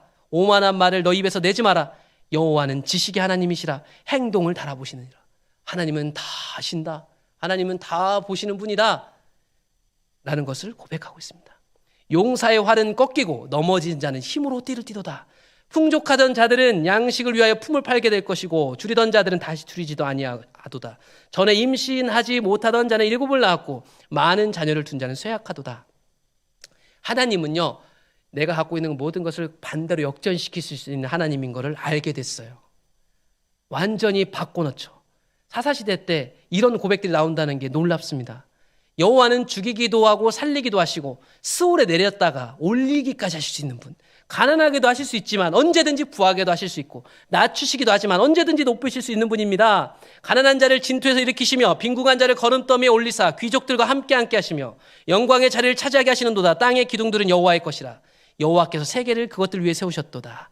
그가 그의 거룩한 자들의 발을 지키실 것이요 악인들을 흑암 중에서 잠잠하게 하시리니 힘으로는 이길 사람이 없음이로다. 이 노래가 왜 대단하냐면 갑자기 한나 어느 순간에 어디서 나온 게 아니라요. 한나는 이 노래를 하고 있는 출처가 있어요. 여러분, 출처. 죽이기도 하고 살리기도 하신다. 신명기 32장에서 모세가 불렀던 노래입니다. 이제는 나 곧 내가 그인 줄 알라. 나 외에는 신이 없도다. 나는 죽이기도 하며 살리기도 하며 상하게도 하며 낫게도 하나니. 신명기에서 모세가 했던 노래가 사사기 400년을 지날 즈음에 아이를 낳지 못한 한 여자가 아이를 낳고 그 노래를 부르고 있습니다. 모든 사람들이 기억에서 잊혀진 노래를 이 사람이 부르고 있었고, 동일하게 예수님이 오실 때 아기 예수를 처녀로서 잉태한 마리아가 동일한 노래를 부르고 있었어요. 권세 있는 자를 그 위에서 내리치셨으며 비천한 자를 높이셨고 줄이는 자를 좋은 것으로 배불리셨으며 부자는 빈손으로 보내셨도다. 이 암흑 속에서요, 사람들이 앞뒤 사리 분별을 못하는데요, 정확하게 하나님의 약속을 기억하고 아주 오래전 전에 잊혀졌던 하나님의 말씀의 노래를 재현해내는 사람이 있었으니 그게 한나였습니다. 여호와를 대적하는 자는 산산이 깨어질 것이라. 하늘에서 우레로 그들을 치시리로다. 여호와께서 땅 끝까지 심판을 내리시고 자기 왕에게 힘을 주시며 자기의 기름 부음을 받은 자의 뿔을 높이시리로다 하니라. 이것이 사무엘을 드리며 한나가 고백하는 신앙 고백이었습니다. 그러니까 우리는 한나의 전후사정과 마음을 다 읽을 수는 없지만 최소한 한나는 사무엘을 주신 하나님, 그 하나님에 대하여 이런 노래를 부를 수 있는 사람이었다라는 것입니다. 이 사사시대에 이런 것까지는 하나님 바라지도 않았을 텐데 최고의 노래를 부를 수 있는 사람이 아들 하나 못 낳는 그 불쌍한 여자였다니, 그리고 과부들에게서 그런 일들이 일어나고 있었다더니, 이게 하나님이 어둠 가운데서 하고 있는 일들이었습니다. 그래서 이렇게 나온 사무엘이 어떤 새 시대를 열게 되잖아요. 사무엘이 자라며 여호와께서 그와 함께 계셔서 그의 말이 하나도 땅에 떨어지지 않게 하셨습니다. 단에서부터 브에셀바까지 온 이스라엘이 이 사무엘은 하나님의 선지자라는 걸 알게 됐어요. 또 주인공은 사무엘이 아니에요. 그렇죠? 주인공은 사무엘이에요. 이 사무엘이 나오게 한 사람들이 있었다는 거예요. 여호와께서 실로에서 다시 나타나시되 여호와께서 실로에서 여호와의 말씀으로 사무엘에게 자기를 나타냈다. 이 말은 무슨 말일까요? 사무엘이 서기 전까지 실로에 하나님은 없었다라는 겁니다. 그런데 거기에 누구 있었는가? 엘리와 그의 아들들은 있었다. 이게 정말 아이러니한 거죠. 하나님이 없는 교회에서 열심히 예배하는 수많은 사람들이 있을 수 있고, 하나님이 있는 곳을 찾아 아무도 찾지 않는 곳에서 새로운 씨앗을 뿌리는 사람들이 있습니다. 어떻게 생각하시나요? 오늘날 교회를 떠나는 수많은 사람들 중에는 교회 실험 넣어서 떠난 사람도 있지만, 도저히 이 토양 안에서는 교회를 세울 수 없기 때문에 교회를 떠날 수밖에 없는 사람도 의외로 많다는 것 아시나요? 그런 사람들이 회복될 교회를 간절히 기다리고 있어요. 제가 아까 말씀드렸습니다. 사사시대 과연 희망이 있을까? 한국교회 과연 희망이 있을까? 희망이 있네요. 그렇죠? 사사시대 희망이 있었잖아요. 근데 여러분들이 생각했던 희망은 어떤 거였어요? 하나님께서 사사시대를 끝내고 새로운 빛의 시대를 오게 하려고 희망을 우리에게 보여주셨거든요. 근데 그 희망이란 것이 우리가 평소에 되게 보잘것없이 봤던 사람들이에요. 과부, 아들도 못 낳는 주제. 그런 사람들이 아주 그 고통을 직격탄으로 맞으면서, 그 사람은 돈으로 막을 수도 없고 명예로도 막을 수 없고 지식으로도 막을 수 없는 그 사람들이 그 한켠에서 하나님을 최고로 노래하는 사람으로 존재하고 있었고, 그런 사람을 통해서 룻이 나오고 보아스를 통해서 다윗까지 오는 오벳이 태어난 일이 벌어지고 사무엘이 나타나고. 그럼 잘 보세요. 하나님이 어디에서 일하고 있는지를 잘 보셔야 된단 말이에요. 그런데 이와 또 상반돼서 등장합니다. 하나님은 겹쳐서 보여주고 싶어. 이런 사람이 있는데 실로의 자리를 차지하고 있었던 악한 사람들, 어둠에 익숙하고 죄악에 익숙한 사람은, 그래서 그게 죄인지도 몰라요. 너무나 당연한 거죠. 악한 삶을 사는 게 이제 크게 별로 자기 양심에 거리낌이 없는 거예요. 하나님의 집 성막에서 있었던 사람들 얘기죠. 여호수아 18장 때부터 계속 하나님의 성막은 실로에 있었습니다. 사사기 시대 때도 실로에 있었고, 그 실로에는 여전히 우리가 사무엘상을 보면 제사장들이 있었고 거기서 제사가 드려지고 있었다는 사실을 아시나요? 아무리 한국교회가 망한다 안 망하는데 이런 생각하고 계실지 몰라요. 제 생각에도 그래요. 우리가 교회라고 부르는 건물들은 아무래도 계속 있을 겁니다. 몇십 년이 지나도. 그런데 과연 거기에 교회 공동체로서 하나님 부르시는 교회 공동체인지 물어봐야 된다는 거예요. 사사시대에도 여전히 회막은 돌아가고 있었어요. 레위인들이 먹고 살 게 없어서 도망가고 제사를 제대로 안 드리니까 문제가 생겼을지 모르는데 회막이 돌아가고 있었어요. 저는 사사기 보면서요, 도대체 회막이 어떻게 됐지? 레위인들 떠돌고 모세 손자 떠도네. 그럼 아예 망가졌겠거니 생각하는데 사무엘상에 다시 와보면 아니요, 거기 여전히 제사장들이 있더라고요. 여전히 제사를 드리고 있었더라고요. 도대체 어떻게 된 일인가가 사무엘상에 나와요. 매년 자기 성읍에서 아까 엘가나가 제사를 드릴 수 있을 만큼 엘리와 홈리와 비느하스라는 아들들이 있었어요. 그런데 그곳에서 무슨 일이 벌어지고 있었죠? 엘리의 아들들에 대한 얘기가 나와요. 그런데 아까 우리가 읽었던 한나의 노래 다음에 바로 뒤에 엘리 아들들을 비춰줍니다. 엘리의 아들들은 행실이 나빠 여호와를 알지 못하였더라. 이 특징은 정확하게 사사기에서 보았던 것처럼 다른 세대의 특징을 정확하게 반영하고 있었습니다. 다른 사람은 다 몰라도 목사는 달라야지, 제사장은 달라야지, 그런 게 통하지 않는 시대거든요. 사무엘상 2장에 가보면 엘리의 아들들이 하나님 몰라요. 다 몰라도 성막에서 하나님을 보라고 하는 사람이라면 알아야 될 텐데 모른다니까요. 이 아들들이요, 정통 제사장 계열이에요. 아론의 후손으로서 아론의 아들들의 정통이란 말이죠. 그래서 이 아론의 계보를 보시면 나답과 아비가 죽고 엘르아살과 이다말을 통해서 이제 이 계보가 이어져 오는데, 여기 엘리 아들과 홈리와 비나스가 등장합니다. 정통이에요. 정통. 우리 정통 좋아하잖아요. 신학을 어디서 했고 어디서 공부를 했고 어느 코스를 얼마만큼 맞췄나 좋아하잖아요. 엘리와 그 아들들 정통이에요. 인정받을 만하죠. 이 사람들이 성막에서 봉사하고 있었는데 어떤 일들이 벌어지고 있었을까? 엘리의 아들들이 행실이 나빠서 여호와를 알지 못했는데 그들이 어떤 행각을 벌이고 있었냐면, 그 제사장들이 백성에게 행하는 관습은 이랬습니다. 곧 어떤 사람이 제사를 드리고 그 고기를 삶을 때 제사장의 사환이 손에 새살고리를 가지고 와가지고 그것으로 냄비에나 소대나 큰 솥에나 가마에 찔러놓고 갈고리에 걸려 나오는 것은 제사장이 자기 것으로 가지되 실로에서 그곳에 온 모든 이스라엘 사람에게 이같이 할 뿐 아니라. 여러분, 이게 번역이 좀 이상한데 실로에 오는 모든 사람에게 이렇게 했대요. 그러니까 하나님 말씀에 보면 제사장이 소득을 정해주잖아요. 기름은 불에 태워야 되고 가슴은 아론과 그의 자손에 들리고 다 이게 정확하게 정해져 있어요. 근데 정해진 말씀대로 안 하고 이 사람들 뭐라고 하냐면 전통과 관습이 생겼어요. 이건 도대체 언제 생긴 전통인지도 모르겠는데 2장 13절에 가보면 생전 보지도 못한 관습이 이들에게 생겼어요. 제사장들의 종이 있어요. 그들에게 부역하는 사람도 있는 겁니다. 그 사람들 와가지고요, 이런 일들을 벌입니다. 아무렇지도 않게. 왜냐면 늘 해왔던 거거든. 전례대로, 관습대로 이 일들을 아무렇지도 않게 하고 있는 거예요. 기름을 태우기 전에도 제사장의 사원이 종이 와가지고 제사 드린 사람에게 제사장에게 구워드릴 고기를 내라. 그가 내게 삶은 고기를 원하지 아니하고 날 것을 원하신다. 하나님이 주신 몫을 내 마음대로 쓰고 싶은 거예요. 그러니까 받기로 된 대로 안 받고 이걸 자기 마음대로 쓰려고 변칙을 쓰기 시작하는 겁니다. 용도 변경을 해서 쓰려고.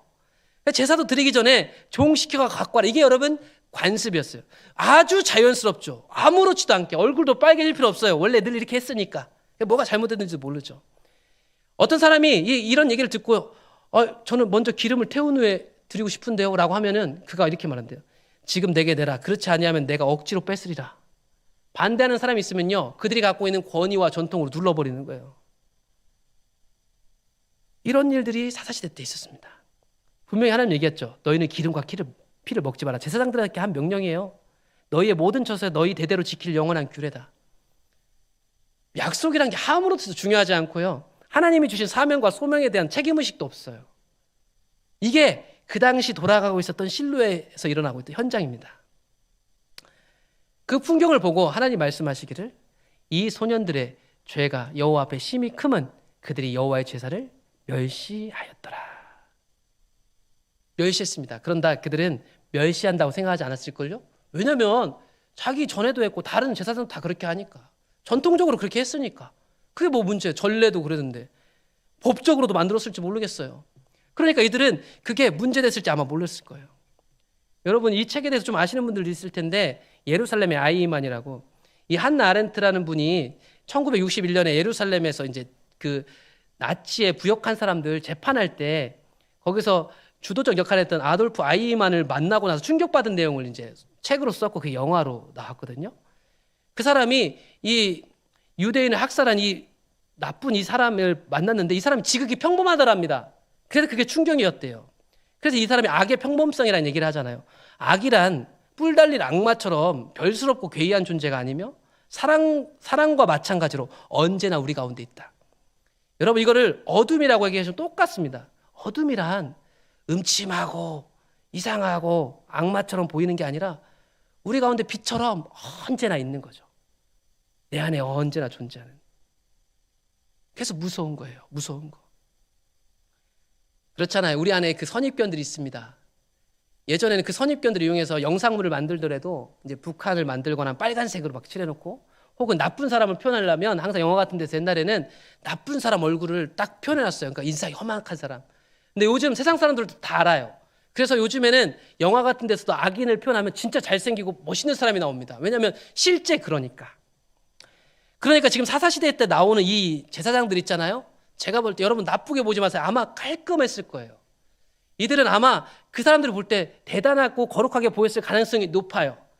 그 모습을 가장 극적으로 보여주는 때가 예수님 시대의 서기관과 바리새인들입니다. 그 사람들 얼마나 깨끗했게요? 얼마나 반듯했게요? 그런데 그 사람들이 예수님을 죽였다는 사실을 아시나요? 보통 이런 제사장들이 하나님을 떠나면요, 어떤 일이 벌어졌냐면 죽어야 돼요, 원래. 근데 하나님이 그 성막이 없으니까 뭐 하나님 손 안 대는 겁니다. 아까 말했잖아요. 사무엘이 돌아올 때까지 거기는 사실 빈 성막이에요. 빈 성막에서 제사를 드리는 거죠. 하나님 받으신다고 생각하는 거예요. 하나님 없는 곳에 찬양을 하는 거예요. 하나님 없는 데서 헌금을 하고 하나님 없는 데서 봉사를 하고 있는 거죠. 그리고 신나고 있는 거죠. 그러니까 아무 일도 벌어지지 않는 거예요. 원래는 죽는 사람이 나오고 실려가고 문제가 생겨야 돼요. 그래서 가끔 착각하는 게 뭐냐면, 하나님 우리 가운데 일하기 시작하면요, 우리가 상상할 수 없는 일들이 생겨날 거예요. 좋은 일도 생기겠지만 우리가 받아들이기 쉽지 않은 일들이 생겨날 거예요. 내 기분이 좋아지기도 하겠지만 불편한 일들이 많아 생겨질 거예요. 막 다 화해할 것 같지만 아니요, 우리 안에 있는 죄악들을 드러내서 어쩌면 이걸 반드시 해결하지 않고 넘어가지 못하도록 하나님 만들 수 있다는 거예요. 사람들이 착각합니다. 빛이 해결하고 하면 다 좋아지겠지. 아니요, 어둠 가운데 빛이 임하면 어떤 일이 벌어질까? 자신들의 실체가 다 까발려지면 어떤 일이 벌어질까? 상상만 해도 무서워요. 제가 송구영신 예배를 하면서요, 저는 송구영신 예배를 하면서 사실은 좋은 얘기를 해야 되는데 내년 표를 얘기했는데 우리가 여호와께 돌아가자 이런 표를 제가 했네요. 하다 보면 제가 선포한 게 뭐냐, 우리 교회한테 선포한 게 뭐냐면, 제가 담임 목회한 지 8개월밖에 안 됐거든요.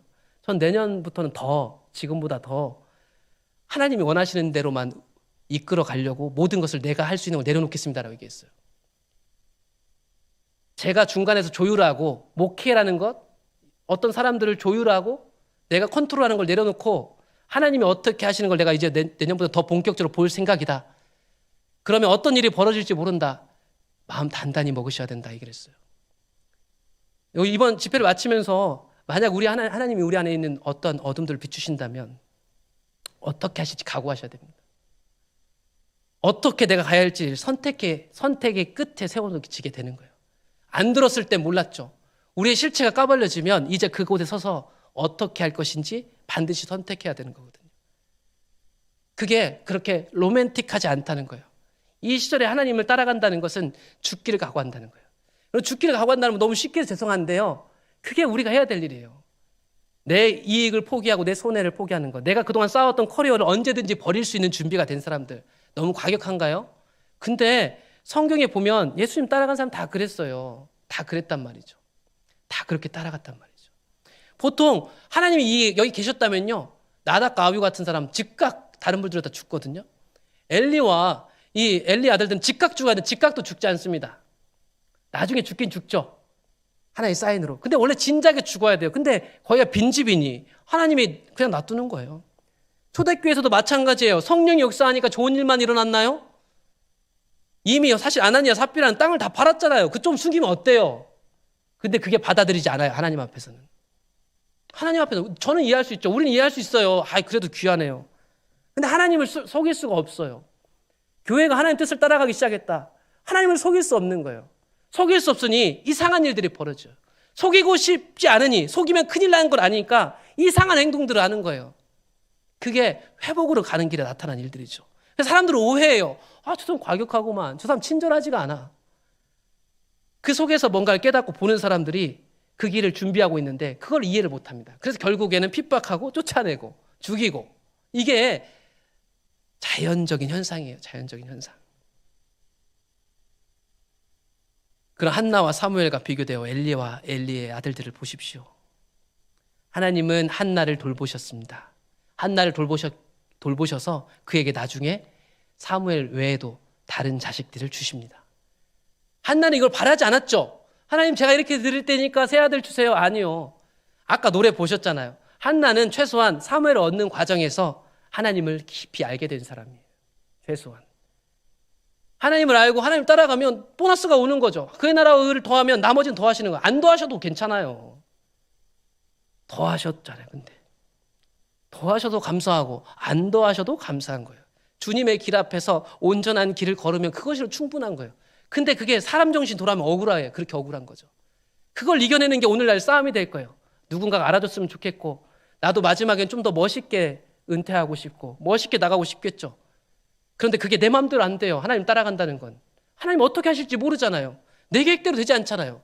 내 계획대로 되지 않는 걸 알기 때문에 철저하게 내 계획대로 날마다 죽이려고 하는 사람들이 그런 사람들이 준비하는 사람들이었어요. 엘리가 매우 늙었더니 그의 아들들이 온 이스라엘에 행한 일과 회막문에서 수종드는 여인들과 동침하였음을 듣게 됐습니다. 엘리가요, 늦게서야 이 얘기를 듣게 됩니다. 엘리는 뭐 좀 낫나요? 우리가 보면 뭐 기도해서 축복해 주니까 아들 낳고 하니까 괜찮네. 아니에요. 결국 엘리도 어떤 죽음을 당하는지 다 아시잖아요. 그들에게 이르되 너희가 어찌하여 이런 일을 하느냐? 내가 너희의 악행을 이 모든 백성에게 듣노라. 내 아들들아 그리하지 말라. 내게 들리는 소문이 좋지 아니하니라. 너희가 여호와의 백성으로 범죄하게 한다. 맞습니다. 이 사람들의 범죄는 하나님 백성 전체로 범죄하게끔 하는 일이었어요. 그러니까 오늘날의 목회자든 교회 중직자들이 생각해야 될 게 뭐냐면 내가 어떤 자리로 어떤 책임을 지고 무엇을 덜하고 무엇을 더하는 거에 따라서 교회 전체를 범죄하게 만드는 거예요. 그럼 그래서요 사실 목사하고 싶지 않아요. 죄송한 얘기인데 무서워요. 무섭다고요. 무서워요. 이 자리에 있는 게 무섭다고요. 예. 나를 사랑해주고 아껴준 성도들과 한 몸이 되지만 해야 될 말을 해야 되고 때로는 거절할 걸 해야 되고 때로는 용납해야 할 걸 용납해야 되고 때로는 아무도 몰라줘도 쫓겨날 각오를 하고 해야 될 일이 있고 왜냐하면 하나님 앞에 범죄하게 하면 안 되니까 그것에 대해 누군가 그렇지 않아요 의견을 낼지 몰라요. 그런데 자기가 책임질 수 있는 만큼은 하세요. 책임도 못 지는 사람 옆에서 그건 이거 아니요? 그런 얘기해봤자 소용이 없습니다. 최소한 권한을 받아서 책임지는 사람은요 목숨을 걸고 그걸 하고 있어요. 내 모든 걸 걸고 하고 있다고요. 내 가족과 내 미래를 걸고 하고 있는 거예요. 그러니까 그 사람 따라가 줘야 되는 거예요. 만약에 그것에 대항하고 새로운 길을 모색할 수 있는 사람이 의견을 낸다면 저는 듣는 게 맞다고 생각해요. 제가 여러 교회 갈등을 보니까요. 아까도 말씀드렸지만 교회 중직들 중에서도 항상 책임과 권한이 없는 사람들이 큰 의견을 내고 사람들을 모아드립니다. 그래서 결국에는 좋은 일을 할 사람을 쫓아내요. 제가 보니까 그래서 기성교회는 좋은 목사님이 있을 수 없어요. 구조적으로 올바르게 성도들에게 말씀을 전하고 올바른 하나님의 길을 인도하는 사람이 오늘날 현재 한국교회는 기성교회 그런 사람들이 있을 가능성이 매우 희박해졌어요. 어떻게 굴러다 운 좋게 하나님이 은혜로 이 교회를 살리려고 그 사람 놔도 결국 찢어지더라고요. 왜냐하면 빛과 어둠이 함께 할 수 없다니까요. 결국 어둠이 힘을 가지고 그 사람을 쫓아내고 밀어내요. 참 희한한 일이죠. 제가 미국교회에서 그걸 2번 봤다니까요. 2번. 저는 제 의로요. 저는 그런 감이 아닙니다. 저는 한국 돌아갈 거야로 제 거부를 했어요. 누군가 아주 곱고 아주 괜찮은 누군가가 왔어요. 오자마자부터 성도들하고 싸우기 시작했어요. 결국 1년 동안 교회를 박살내놓고 나갔어요. 한국에 오기 직전까지 저는 그걸 수수받아 또 왔네요. 거기서. 그 성도들에게 얘기했습니다. 돌아오면서 이제 담임 목사를 한동안 구하지 마세요. 여러분들부터 잘 정비한 다음에 교회가 정비되면 준비가 되면 그때 담임 목사님을 구하시는 게 좋겠습니다. 라는 직언을 하고 전 돌아왔어요. 그들은 담임 목회자 없이 설교자들만 불러서 교회를 하였고 코로나를 이기고 새롭게 목사님을 모셔서 지금 정상화가 됐어요. 제가 하고 싶은 말이 뭐냐면 이게 성경에서 옛날에 일어났던 일이 아니라 우리 가운데 일어나고 있는 일이라는 거예요. 우리 가운데. 무섭죠? 참 무섭더라고요. 제가 옆에서 보면 저 사람은 목회를 하면 안 되는데 하는 사람이 항상 좋은 자리가 있고 저 사람은 꼭 목회를 했으면 좋겠는데 그 사람이 일터로 나가서 이중직과 목회를 할 수 없는 자리. 그게 이제 오늘날 현실이에요. 현실. 엘리가 한 얘기입니다. 엘리가 여기서는 또 맞는 말 하네요. 사람이 사람한테 범죄하면 하나님께 관구할 수 있어요. 사람이 사람한테 잘못하면요. 하나님이 심판하시니까 심판자는 하나님이니까 하나님께 구할 수 있는 기회가 있다는 얘기를 하고 있는 거예요. 그런데 만일 하나님께 범죄하면 누가 그를 위하여 간구하겠느냐? 그들이 자기 아버지의 말을 듣지 아니하였으니 이는 여호와께서 그들을 죽이기로 뜻하셨습니다. 그래서 모양에 속지 말라고 말씀드리는 겁니다. 만약에 제 모양이 마음에 안 들고 설교자의 모양이 마음에 안 들어요. 메시지가 마음에 안 들어요. 미워해도 돼요. 그건 네 생각이지. 그렇게 하셔도 돼요.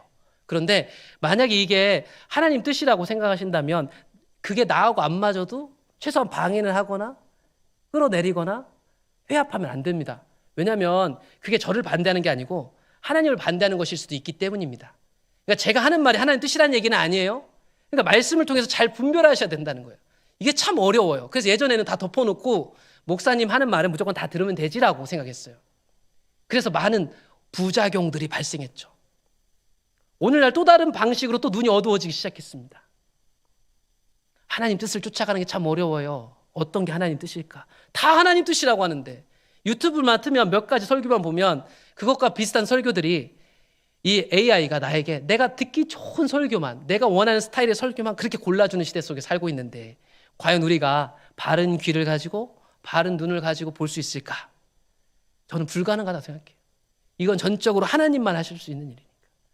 아이 사무엘이 점점 자라니까 여호와와 하나님과 사람들에게 은총을 받네요.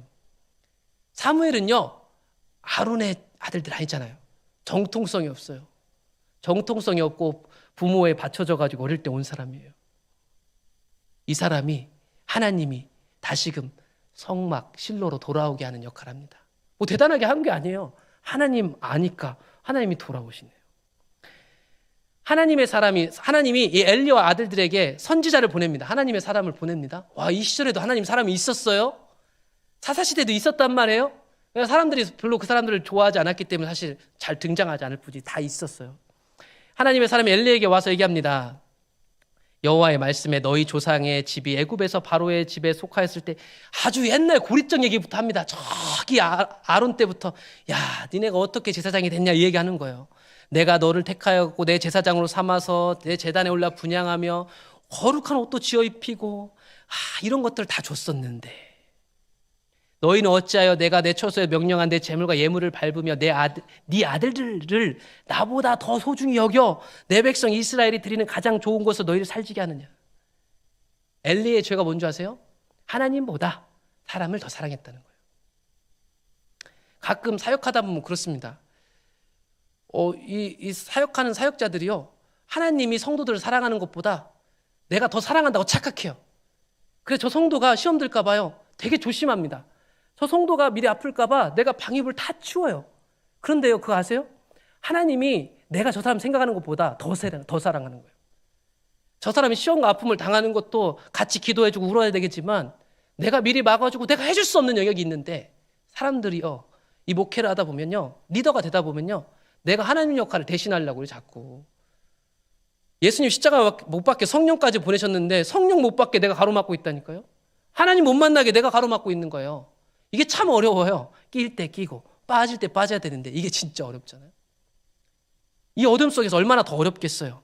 엘리의 죄는 뭘까요? 아들들을 하나님보다 더 사랑했습니다.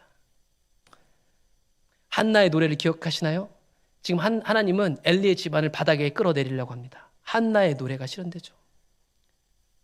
내가 전에 내 집과 내 조상의 집이 내 앞에 영원히 행하리라 하였으나 이제 나 여호와가 말하니 결단코 그렇게 하지 아니하리라. 저 위에 세웠던, 하나님 가장 가까이 있었던 사람을 제일 밑으로 내려버릴 수 있다. 그게 하나님 하실 수 있는 일이라니까요. 옛날 얘기 하지 마세요. 제발. 옛날에 내가 어쨌는데. 지금 어떤데요? 더 많은 열매들이 쌓였어야죠. 더 많은 확신과 용기를 가지고, 더 칼을 가지고 맨 앞장서서 싸워주세요. 옛날 얘기를 하는 사람 치고 제대로 하는 사람이 없어요. 옛날 교회 얘기하는 사람 치고 제대로 하는 사람이 없어요. 그건 제가 새로운 목사라서가 아니에요. 사람들은 다 이런 얘기를 해도 어떻게 포장하냐면, 아이고 새로운 목사니까 자기 따르라는 얘기인가 보다. 이걸 다 정치적으로 해석하고 목회적으로 해석하더라고요. 이게 진짜 힘들어요. 아무리 얘기해도 설명이 안 돼요. 왜냐하면 조직과 제도 안에서 이미 수십 년간 목회자가 바뀌고 교회가 운영되는 방식에서 항상 목회를 그렇게 이해했어요. 목사들을 그렇게 이해했고. 그러니까 성경 말씀을 얘기하는데도 이거를 내가 내 목회를 하려고 하는 걸로 착각을 하는 거예요. 문제는 뭐냐면 그 착각을 하면 교회가 손해를 보는 거예요, 결국. 너무나도 걷어내야 할 게 너무 많아요. 너무 많아. 이거 하나 걷어내면 마치 내가 되게 막 특별한 척 하는 것처럼 오해하고 말이죠. 너만 깨끗하다는 식으로 막 손가락질하고요.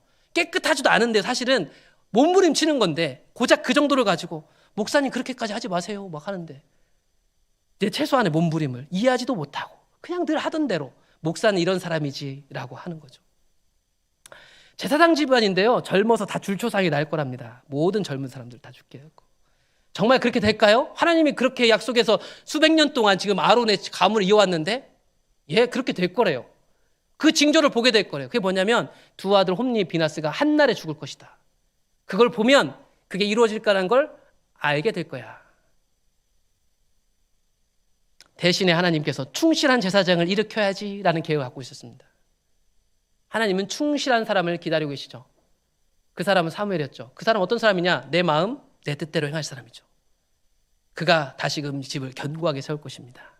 그리고 아론의 제사장들의 남은 사람들은 그 사람한테 와가지고 제사장 좀 해주세요 해서 밑에서 제사장 역할을 하게 될 것이다 라고 얘기합니다. 그래서 사무엘 시대가 열리죠. 사무엘 시대는 참 달랐어요. 아이 사무엘이 엘리 앞에서 여호와를 섬길 때는 여호와의 말씀이 희귀와 이상이 흔히 보이지 않았대요. 이게 실로에 하나님 집에 하나님이 비어 있었던 거하고 똑같은 거죠. 그렇죠? 하나님이 말씀하셔야 되잖아요. 구약시대 때 이스라엘 백성들에게 하나님 말씀하신단 말이죠. 근데 사람들이요, 하나님 말씀을 들어본 지가 오래됐어요. 그들에게 분명히 성경 말씀도 있었고 그들에게 선지자들도 있었을 텐데 말이죠. 하나님 뜻을 분별할 수가 없었어요. 오늘날 똑같죠. 성령에 대해서 많이 얘기합니다. 하나님 뜻에 대해서도 많이 얘기하고 분별에 대해서 얘기해요. 근데 분별하는 사람이 없어요. 분별력이 없단 말이에요. 성령이 어떻게 우리를 이끌어가는지도 몰라요. 왜곡된 게 너무 많아요. 왜곡된 성령주의, 왜곡된 율법주의, 이 양극단에서 계속 싸우는 거예요. 내게 주신 하나님을 따라서, 내게 계신 성령을 따라서 자기만의 색깔과 모양으로 내게 주신 길을 가는 사람이 없어요. 왜냐고요? 안 들리니까. 안 들리니까 모범을 찾아서 계속 그 사람만 따라하는 거예요. 따라하는 거죠. 사무엘 시대 때, 엘리 시대 때 정확하게 얘기하면 엘리 시대 때는 하나님 침묵하는 시대예요. 하나님 말씀이 희귀해요. 하나님을 알지 못하는 시대였으니까. 엘리는 눈이 점점 어두워가서 잘 보지 못하던 그때 한 밤에 하나님의 등불은 아직 꺼지지 아니하였으면 사무엘은 하나님 궤 아래 있었습니다. 이 어린 사무엘이요, 하나님 불 지키고 있었어요. 근데 하나님께서 사무엘을 부르네요. 사무엘아 사무엘아 불렀겠죠. 내가 여기 있습니다 하고 뛰어가기를, 어디로 뛰어가냐면 엘리한테 뛰어갑니다. 왜냐하면 이 아이 사무엘은 지금 처음 하나님 목소리를 들어보거든요. 그리고 중요한 건요, 이걸 알려준 사람이 아무도 없었어요. 아무도 없었다는 거예요. 엘리도 보세요, 바로 알아듣는 게 아니라 나 안 불렀는데 가서 자. 완전히 다 무감각한 거예요. 엘리는 그 당시 최고 권위자 아니에요? 아무리 타락했어도. 이 사람도 하나님 목소리를 못 알아듣는데 지금 무슨 일이 일어나는지 모르는데 당연히 이스라엘 전체가 어둡죠. 그렇게 3번 만에 확인합니다. 3번 만에 확인해요. 나중에서야. 이게 땅을 치고 통곡할 일이에요.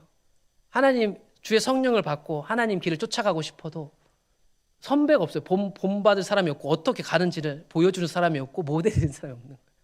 숨어 있어요. 있긴 있어요. 숨어 있어요. 그리고 우리 아이들이 자라는 대부분 이 좋은 교회와 좋은 시설 안에서는 그런 사람들 만나기가 어려워요. 어려워. 좋은 교회를 찾기가 어려워요. 이 사무엘이 자라니까 하나님께서 다시 그와 함께 하셔가지고 다시 하나님이 나타나시기 시작하셨어요. 다 못 듣는 시대에 아이 사무엘이 하나님의 말씀을 듣기 시작했고 다시 하나님이 이스라엘 백성 가운데 나타나기 시작한 거죠. 엘리 시대가 만들어낸 거짓 신앙에 대해서 가볍게 보시면 안 됩니다. 이 거짓 신앙 체계가요, 여러분들은 배우셔서 알겠지만 그렇게 만만한 상대가 아닙니다. 끝까지 우리를 괴롭힐 거예요. 이스라엘 백성들이요, 이 사무엘이 이제 커가고 있는 과정에서 한 전쟁을 맞이하죠. 아직 엘리 시대예요. 전쟁이 발생해요. 사무엘 4장에 가보면 이스라엘 백성들이 블레셋 사람들하고 전쟁이 일어납니다. 전쟁이 일어났는데 이 블레셋 사람들한테 첫 번째 싸움에서 패해요. 그래서 4,000명이 죽었네요. 그래서 이 사람들이 이거 어떻게 하지? 라는 생각을 한 겁니다. 이 사람들 어떤 생각을 했냐면요, 아, 하나님 모시고 오면 되겠구만 생각을 한 거예요. 백성이 진영으로 돌아와가지고 이스라엘 장로들에게 얘기합니다. 여호와께서 왜 우리에게 오늘 블레셋 사람들 앞에 패하게 하셨을까? 아까 룻기 생각해 보세요. 이 사람들은 지금 자기네들 왜 지고 있는지 몰라요. 우린 잘 알겠는데. 왜냐하면 상경을 앞에 읽어보니까. 근데 모르죠. 왜 몰랐을까 하죠? 몰라요. 모른다니까. 여기서 아무리 어딘가 밑에 얘기해도 몰라요.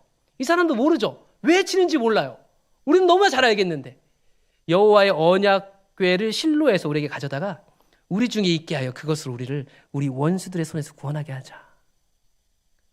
이 사람은 무슨 생각하냐면, 하나님의 언약궤 갖고 오면 우리가 싸움에 이기겠지 생각하는데, 이거는 근거 있는 자신감이었어요. 왜냐하면 그들이 실제로 그런 경험들을 했었잖아요. 여호수아에 가보면 이들이 요단강 건널 때 이 언약궤 앞세워가지고 건넜어요. 그렇죠? 그러니까 이건 그냥 얼토당토하는 게 아니에요. 그들의 역사에서 경험됐던 거예요. 그냥 언약궤를 가져왔죠. 그래서 마른 땅으로 건너는 기적을 행했고요. 여리고성을 돌 때도 거기에는 항상 언약궤가 있었어요. 그래서 그들이 이겼어요. 그러니까 이런 경험들을 가지고 지금 실제적으로 하나님과의 관계는 떠나 있어가지고 하나님 여기 안 계신데, 여기 안 계셔요 지금? 여기 이들 가운데 있고 싶지 않아요? 없는데 이 경험을 가지고 이들이 승리에 대한 엄청난 확신을 얻었다는 거. 이에 백성이 실로에 사람을 보내서 그룹 사이에 계신 만군의 여호와의 언약궤를 거기서 가져왔고, 엘리의 두 아들 홈리와 비나스는 하나님의 언약궤와 함께 거기 있었더라. 그래서 제사장들도 이 일에 기꺼이 동참해서 그렇게 하면 좋겠다 해가지고 지금 여기 온 겁니다. 이들이 얼마나 큰 확신에 있었는지 여호와의 언약궤가 진영에 들어올 때 온 이스라엘이 큰 소리를 외치며 땅이 울렸습니다. 할렐루야! 막 했을지 몰라요. 와! 아멘! 막 했을 거예요.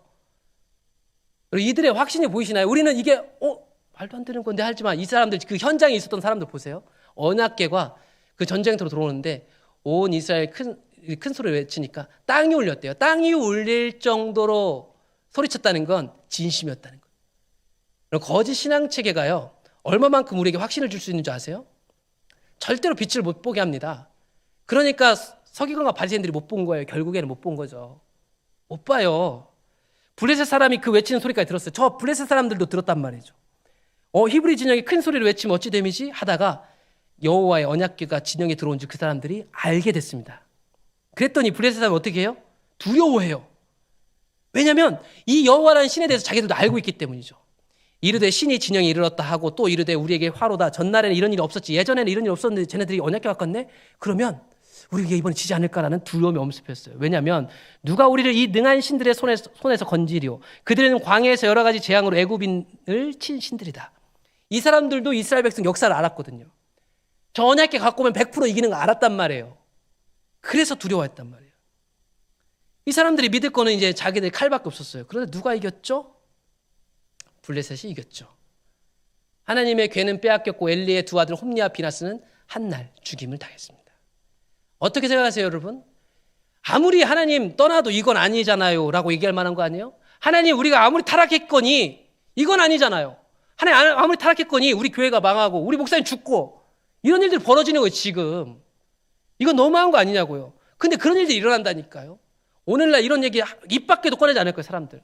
그런데 하나님을 떠날 때 이런 일들은 아주 빈번하게 일어나고 있었어요.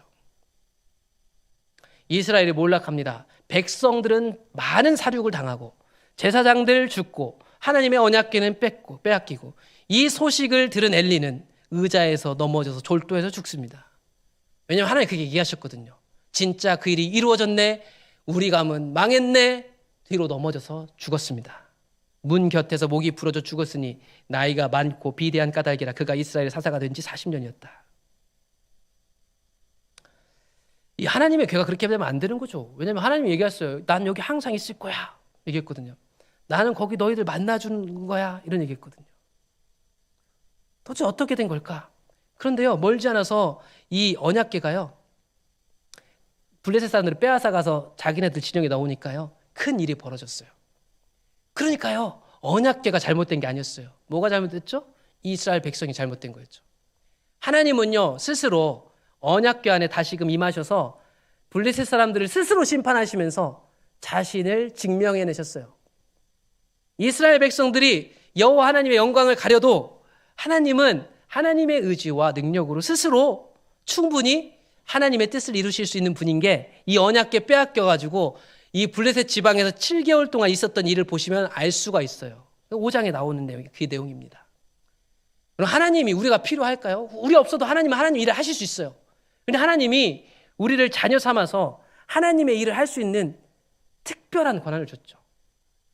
길을 알지 못하고 살면 뭔가를 많이 하는데 허전해요. 오늘날 많은 사람들이 여러 가지 일들을 하잖아요. 투잡, 쓰리잡도 하고 운동도 하고 자기 관리가 얼마나 뛰어난지 몰라요. 그런데 신기한 거는 그 사람도 행복하지가 않은 거죠.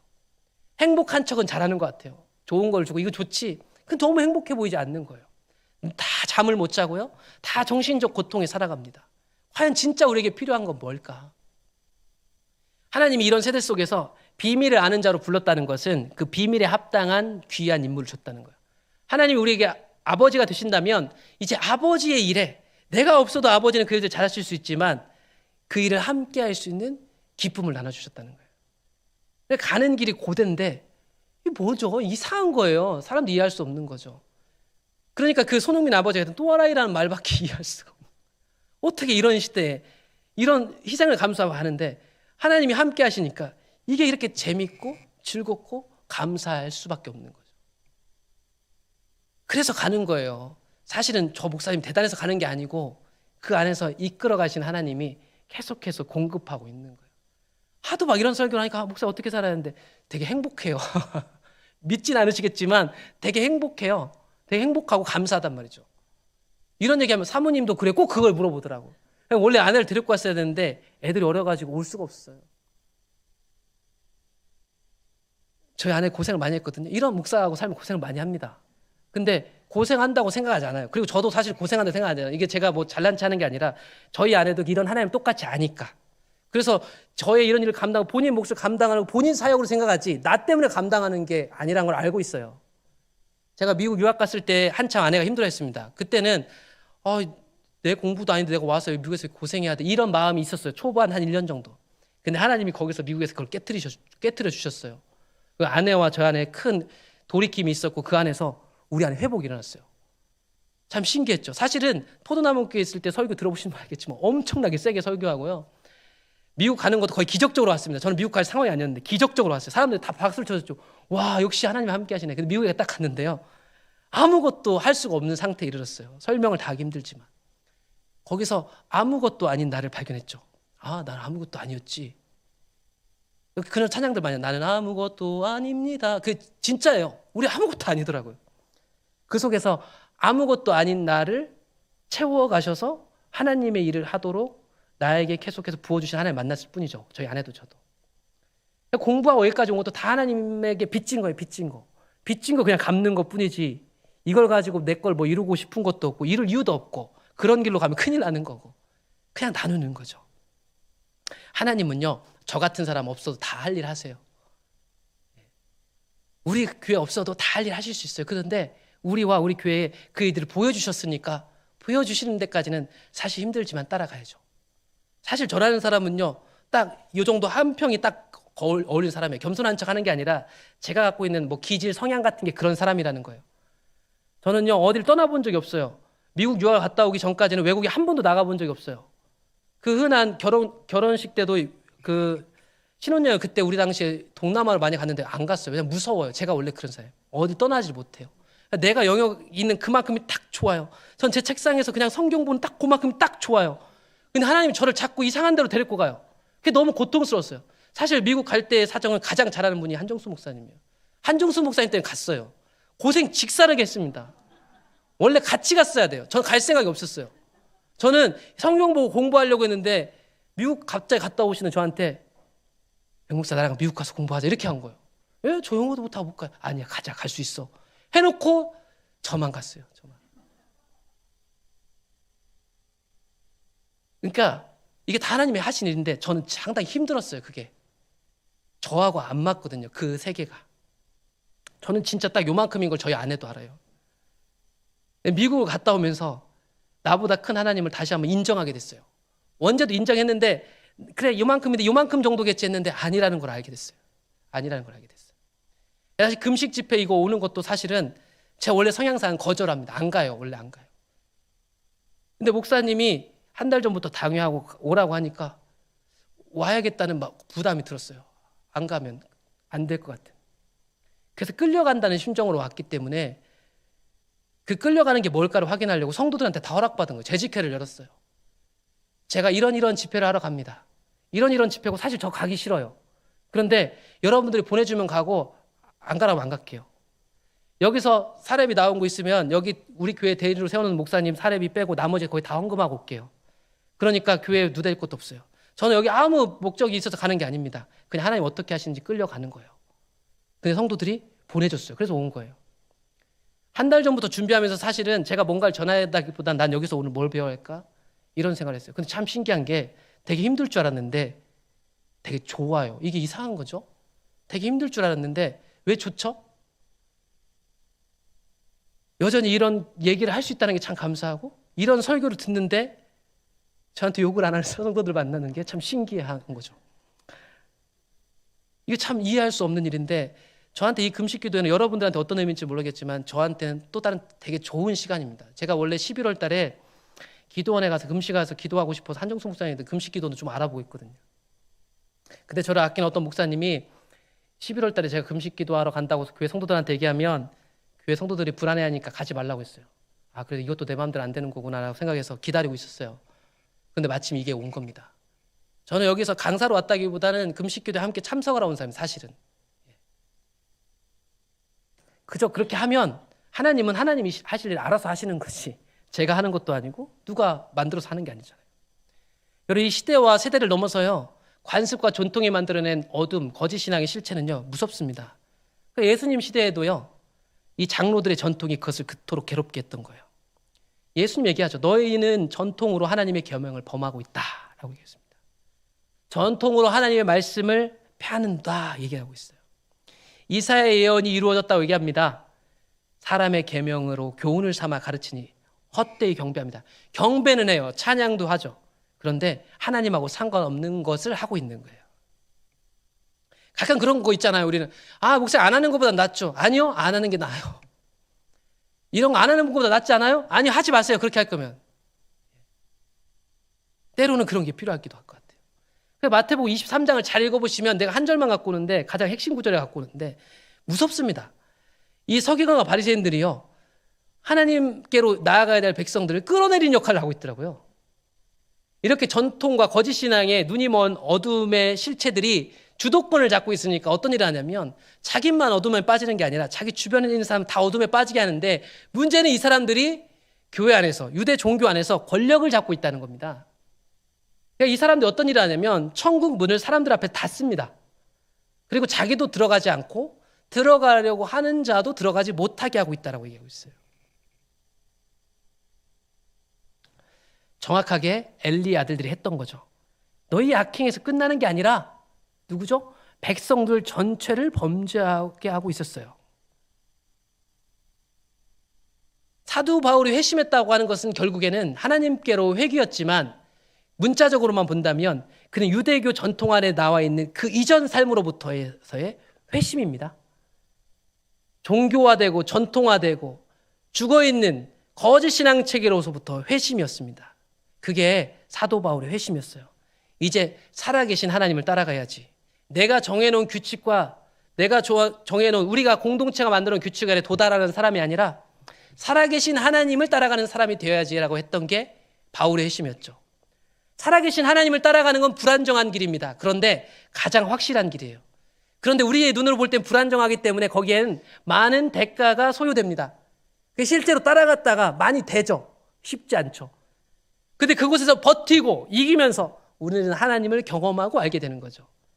그 삶이 끊임없이 반복될 겁니다. 때로는 지쳐서 쓰러지고 싶겠지만 하나님이 우리를 그렇게 내버려 두지 않습니다.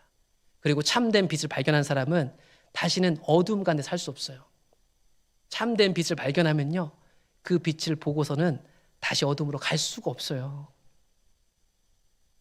근데 안타깝게도 이 거짓 신앙의 상태는 스스로 절대 깨달을 수가 없어요. 아시는 바와 같이 이사야 시대의 열심을 보세요. 무수한 재물을 드리고 많은 정성을 들였어요. 이 사람들은 정성을 들였다는 것은요, 이걸 진짜로 생각했다는 거예요. 진짜로. 근데 하나님의 평가는 달랐죠. 내 앞에 보이러 온다. 많은 사람들이 자기가 거짓 신앙 체계라고 생각하지 않습니다.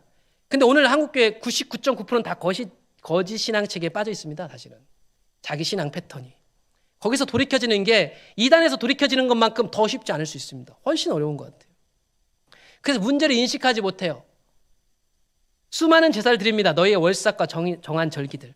많이 모였단 말이죠. 많은 걸 했어요. 그런데도 하나님 그걸 싫어한대요. 오히려 그걸 볼 때마다 하나님이 무겁대요. 무거운 짐이라고 얘기합니다. 그러면서 그들에게 요구하는 게 뭐냐면 악한 행실을 버리고 선행을 배우며 정의를 구하며 학대받는 자를 도와주며 고아를 위하여 신원하며 과부를 위하여 변호하라. 이건 단순히 사회 정의만을 얘기하는 게 아니에요, 여러분. 손해보는 자리로 가라는 거죠. 이 사람들 가운데 있었던 악한 행실은 사사기에서 봤던 것처럼 어느 시대건 왕정시대도 반복돼서 사이클이 나오는데요. 다 똑같아요. 하나님을 떠나면요, 사람들이 자기 자신을 보호하기 위해서 모든 수단과 방법을 가리지 않고 동원됩니다. 그러면 거기에서 누가 고통을 받냐면 학대받는 자들이 나오고 연약한 사람들, 약자들이 고통받게 돼 있어요. 나와 연결되어 있는 약자들이 고통받게 시작한단 말이에요. 그게 정확하게 자기가 살기 위해서 남의 것들 착취하기 시작하는 거예요. 근데 이 시대 정신이 그걸 착취라고 얘기하지 않아요. 뭐라고 하냐면 능력이라고 얘기해줘요. 그거를. 세상 법칙은. 그게 당연한 거라고 얘기해줘요. 그게 세상을 잘 사는 거라고 얘기해 주는 거예요. 그러니까 사람들이 다 그 말에 속아서요, 100세까지 어떻게 건강하게 살까? 100세까지 어떻게 노후 대비를 할까? 내 미래는 어떻게 할까? 하나님하고는 아무 상관없는 내가 계획해 놓은 삶을 가지고 조직하고 그걸 위해서 기도하는 거예요. 그러니까 하나님 뜻이 안 보여요. 내 남은 삶과 내 남은 재산과 내 남은 학식과 내 남은 노력과 수고를 통해서 하나님이 뭘 하고 싶지? 관심을 가져본 적이 없으니까 하나님이 어디서 일하시는지 안 보이는 거예요. 그러니까 분별이 안 되죠. 그러니까 먼저 내 안에 있는 것들이 쏟아지고 하나님께서 깨닫게 하셔서 무너지고 나면 보이기 시작할 거예요. 아주 잘 보여요. 하나님 어디서 일하는지 너무 잘 보여요. 너무 잘 보이는데 몸이 하나인 게 안타까울 뿐이에요. 그런데 많은 에너지를 응축하고 있는 기성교회들이요, 하나님이 어디서 일하시는지 모르니까 헛수고를 너무 많이 하고 있는 거예요. 너무 많이. 써야 하지 않을 곳에 재정을 많이 쓰고 우리끼리 막 박수를 치고, 그것도 이제 다 행해지면 우리끼리 이제 싸워도 보고 밖으로 에너지 분출이 안 되니까요. 그게 오늘날 우리의 현실이란 말이에요. 말라기 시대는 어떻게 하죠? 이런 열심도 다 없어요. 아까 하나님의 이름을 멸시했던 제사장들은 바로 엘리 제사장들처럼 그런 엘리와 아들들 제사장들이요, 판을 치는 시대가 예수님 오기 전 마지막 400년 동안 반복되죠. 그럼 말라기 시대 때 제사장들은요, 하나님한테요, 하나님 멸시하면서 제사를 멸시했어요. 그 멸시가 뭐였냐면 더러운 떡을 드리고 나의 제단에 더러운 떡을 드리고도 제가 언제 그랬죠? 라고 얘기합니다. 그들 자신도 안 가질 걸 가지고 하나님 앞에 드려요. 눈먼 희생제물, 저는 것 병든 것. 그러니까 내 거 다 쓰고 내 거 다 원하는 걸 한 다음에 하나님이 어디 뭘 원하실까 찾기 시작하는 거죠. 그러니까 안 보여요. 제한적이죠. 내 것에 대한 필요들이 하나님의 강권적인 사랑과 은혜 속에서 내려지기 시작할 때 이제 다른 곳을 위해 쓸 수 있는 준비가 되는 거예요. 지금도 많이 하시겠지만 여전히 나를 채우는 것들을 하면 양쪽을 하려면 쉽지 않습니다. 어느 순간 문제가 생기면 결국 나에게 집중되기 시작하죠. 하나님의 은혜가 임해서 내 안에 어둠이 물러간다면, 그 빛이 내 안에서 끊임없이 작동한다면 하나님은 나를 채우는 일들을 불편하게 만드실 거예요. 옛날에 아무렇지도 않게 샀던 옷 한 벌이 왜 이렇게 한 벌 사기가 힘든지, 왜 이렇게 아무렇지 않게 나를 위해서 선물이라고 쓰는 게 왜 이렇게 어려워졌는지, 왜 다른 사람을 위해서 주머니를 터는 건 왜 이렇게 쉬워졌는지, 그리고 이런 모습들이 아주 지극히 정상적으로 나오는 거예요. 너희가 말로 여호와를 괴롭게 하고도 이르기를 우리가 어떻게 여호와를 괴롭게 했습니까? 몰라요. 알아요. 돌이키죠. 말을 해서 동의하는데 그런 거 같긴 한데 마음에 안 와닿는 거죠. 모든 악을 행하는 자는 여호와의 눈에 좋게 보이며 그에게 기쁨이 된다. 착각하죠. 사사시대 똑같죠. 착각해요. 와, 이거 하나님 좋아하셔 하고 있는데 하나님 안 좋아하는 거예요. 완악한 말로 나를 대적하고도 이르기를 우리가 언제 그런 적 없는데요. 이거 참 답답할 노릇입니다. 그러므로 빛 가운데 거하고 하나님께로 다시 가려면요, 나의 어떠함을 신뢰하지 않고 하나님 앞에 비춤받을 자세를 취하는 게 필요한 것 같아요. 빌립보서에 가보면 사도 바울이 이런 얘기를 하죠.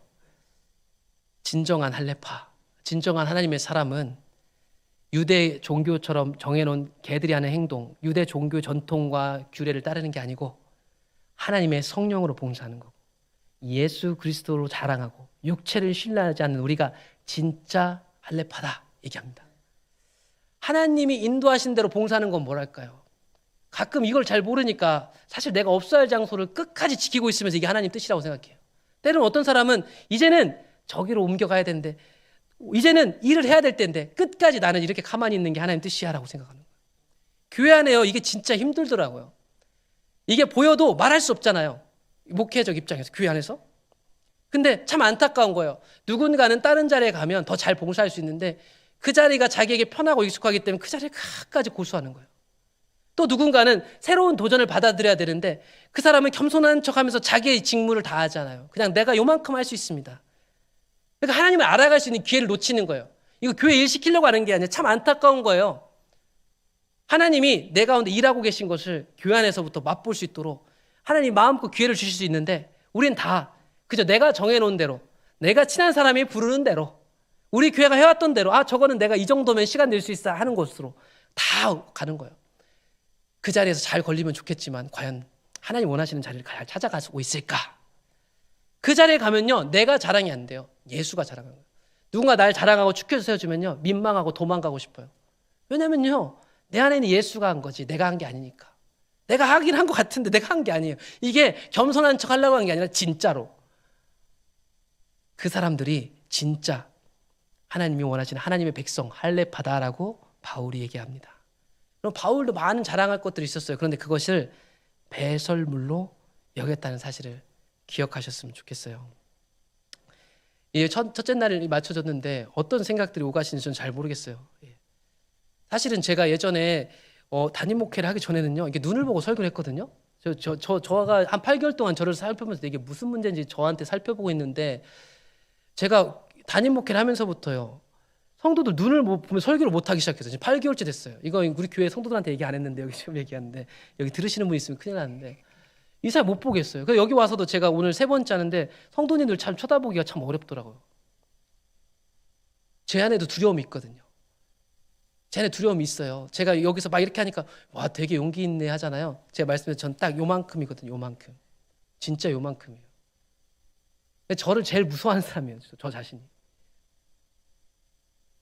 근데 이런 얘기들을 여기서 이렇게 하고 볼 수 있다는 게 참 신기한 것 같아요.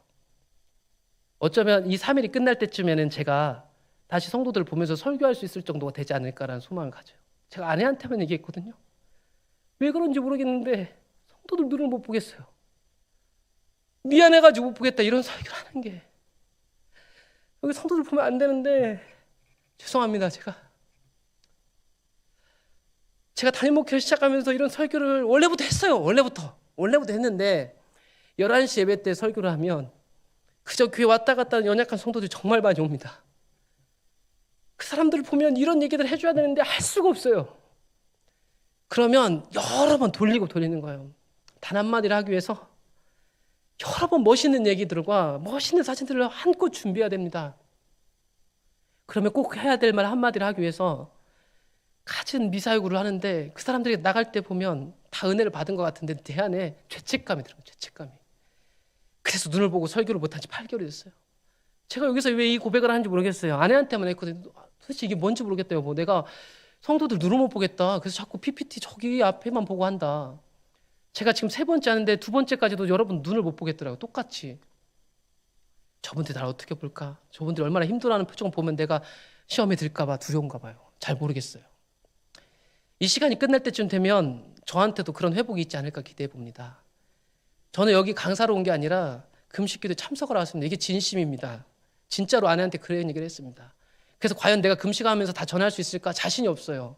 그런데 금식 최대한 해보고 싶다라는 마음도 전한 거예요. 그래서 자신이 없지만 금식기도 끝날 때까지 하나님께서 저와 우리 가운데 조금이라도 틈타고 있는 어둠을 반드시 비춰주셔서 하나님께 돌이킬 수 있는 은혜가 우리에게 다시금 임하기를 소원합니다.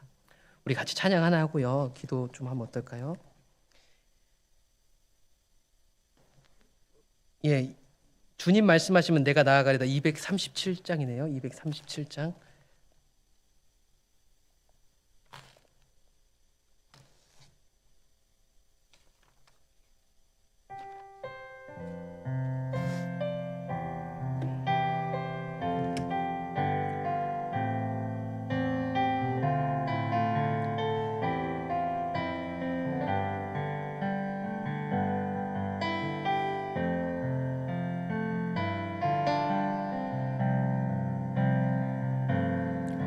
주님 말씀하시면 내가 나가리다.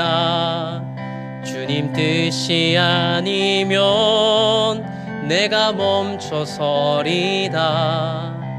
나의 가고 서는 것 주님 뜻에 있으니 오 주님 나를 이끄소서. 주님 말씀하시면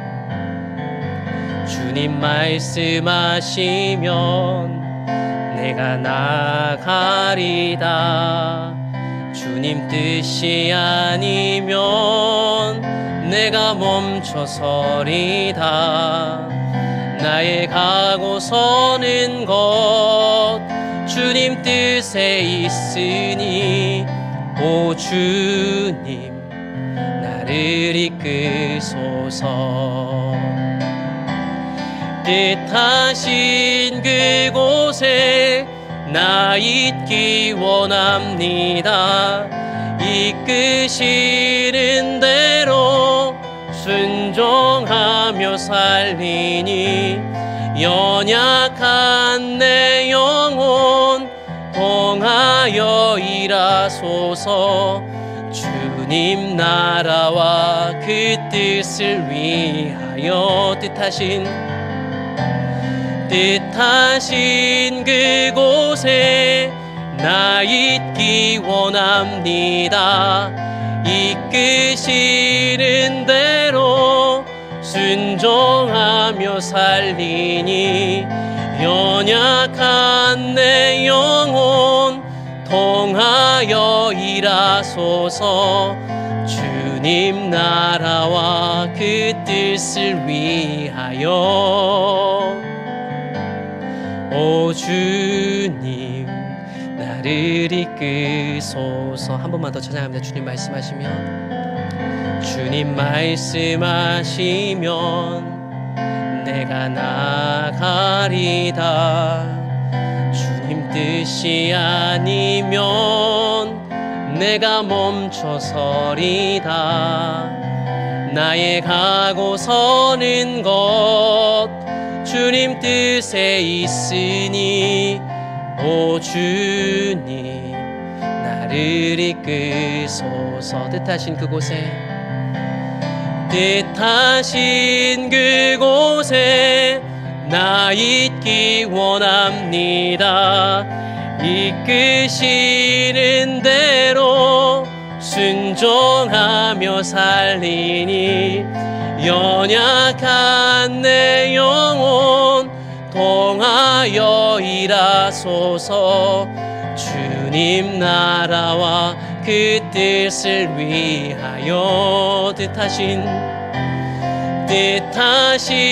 그곳에 나 있기 원합니다.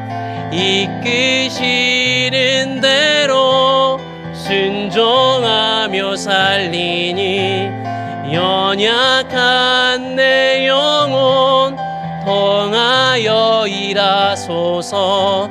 주님 나라와 그 뜻을 위하여 오 주님 나를 이끄소서. 오 주님 나를 이끄소서. 오 주님 나를 이끄소서.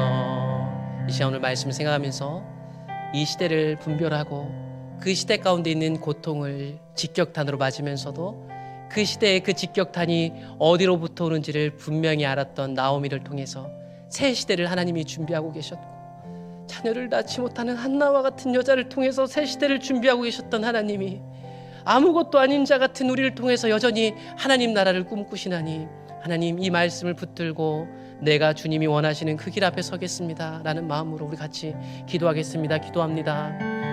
하나님 아버지, 이 시간 우리에게 말씀이 실제가 되는 역사를 부어하여 주셔서 우리에게 회개하는 심령을 부어주시고, 우리 가운데 틈타고 도사리고 있는 수많은 어둠과 죄악의 유혹들이 드러나게 하시고 찬란한 빛으로 역사하셔서 우리 가운데 있는 어둠을 떠나가게 하시나니, 우리 가운데 있는 두려움이 떠나가고 하나님의 영광 가운데 자유함이 회복되게 하시며 우리 안에 숨겨진 모든 죄악들이 드러나 하나님 앞에 회개하는 놀라운 역사를 허락하여 주시옵소서.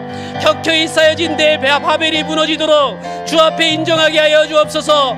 내 안에 있는 모든 가치와 내가 쌓은 명예와 내가 쌓은 모든 경험이 무너지는 경험을 할지라도 십자가에 달리신 예수 외에 알지 않기로 선언하고 선포할 수 있는 믿음의 용기를 이 시간 부어주셔서 오직 주님을 알기 원하는 한 가지 마음으로 엎드리게 하여 주옵소서. 우리 안에 보지 못했던 것들을 보게 하시고 깨닫지 못했던 걸 깨닫게 하시며 우리 안에 상처와 숨겨져 있는 것들 다 들춰내셔서라도 우리가 지금 어디에 있는지 깨닫게 하셔서 찬란한 빛의 길로 돌이키게 하여 주옵소서. 우리 안에 있는 어둠이 우리를 주관할 수 없음은 주께서 빛되셔서 우리 가운데 성령으로 역사하시기 때문입니다. 주님 오셔서 우리를 인도하여 주옵소서. 주님 오셔서 우리를 비추어 주시옵소서. 주님 오셔서 우리를 깨닫게 하여 주옵소서. 주님 오셔서 우리를 산산조각 내시고 다시금 주의 말씀 위에 새롭게 세워 주시옵소서. 우리가 주님 듣겠사오니 깨닫게 하여 주시고 우리의 삶에 산재한 모든 문제들의 원인과 결과가 어디에 있는지를 깨닫게 하여 주시며 우리 안에 하나님으로부터 돌이켜야 될 곳이 어딘지를 알게 하셔서 향방 없는 자같이 되지 말게 하시고 이 금식기도회가 끝나기 전까지 하나님 우리를 돌이키셔서 우리 안에 산적한 문제와 다 이해할 수 없는 일들에 대하여 주께서 말씀하시고 깨닫게 하여 주시고 해결해 주시는 하나님의 역사를 우리가 보기에 소망하고 나옵나이다. 우리가 그렇게 주님을 따라가기를 원하고 주님 앞에 서기를 결단하고 주님 앞에 선택하기를 원하옵나니 하나님 선택하는 모든 자들에게 은혜를 부어주시고 주님을 아는 마음으로 주님을 깨닫게 하시는 심령으로 우리를 인도하여 주시기를 원합니다.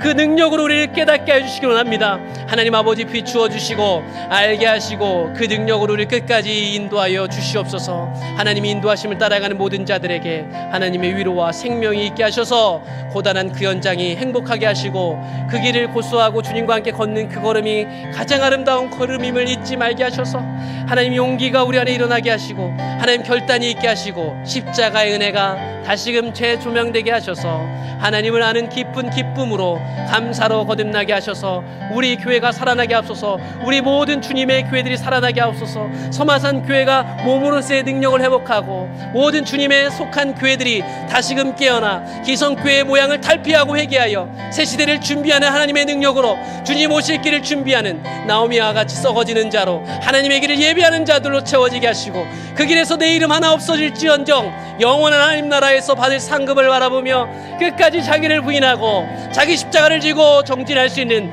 믿음의 공동체가 일어날 수 있도록 도와주옵소서. 택하신 자들을 일으켜서서 하나님 잠자는 영혼을 깨우소서. 하나님 깨닫게 하시고 회개하게 하시고 고치게 하시고 돌이키게 하시고 하나님께 끌려가게 하시고 하나님의 주도권을 인정하게 하시며 그 일 앞에 끌려가는 하나님의 교회 위에 날마다 은혜가 임할 수 있도록 주께서 역사하여 주시옵소서.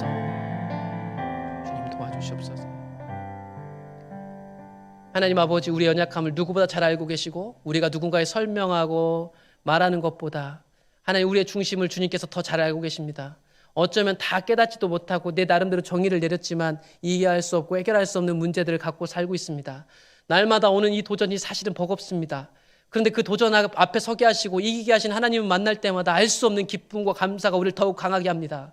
다만 또다시 마주하는 이 아픔들 앞에 연약한 우리임을 다시 한번 고백하니 하나님 아버지 오셔서 주님께서 늘 동행하여 주셔서 모든 순간마다 이 어둠을 물리치고 승리자가 되길 원합니다. 이 승리자로서의 삶을 통하여 내가 속한 가정과 교회의 조직들과 일터와 만나는 모든 관계 속에 내가 있어야 할 곳, 내가 해야 될 일을 분별하여 이 생명을 나누어주는 사람들이 되게 하시고 그곳에 비춰지는 빛을 바라보며 기쁨을 얻는 자가 되게 하셔서 더 이상 내 문제로 좌지우지되는 자가 아니라 나를 위해 사는 자가 아니라 하나님의 영광을 위해 사는 비밀을 깨닫는 자가 될 수 있도록 도와주시옵소서. 그리고 그 비밀을 깨달은 자답게 끝까지 빛의 길을 가기를 사모하여 빛에 머물기를 사모하여 그 길을 날마다 열망하고 갈망하는 자리에 있을 수 있도록 주님 도와주시고 그렇게 함께 세워져 갈 수 있는 공동체와 교회를 끝까지 지켜주시길 원합니다. 이 마지막 때를 감당하고 다음 세대에게 살아있는 교회를 물려줄 수 있는 하나님의 교회들이 세워질 수 있도록 서마산교회를 사용하여 주시고 시작하신 하나님의 일이 하나님의 때에 끝날 때까지 끝까지 완주할 수 있도록 하나님의 사람들을 세워주시고 온 대한민국의 교회와 흩어져 있는 모든 한국 교회들이 하나님 앞에서 각성하고 세워질 수 있는 전략적인 교회들로 서마산 교회와 살아있는 교회들을 주님 사용하여 주시옵소서. 예수님의 이름으로 기도드립니다. 아멘. 자유롭게 기도하시다가 터지시겠습니다.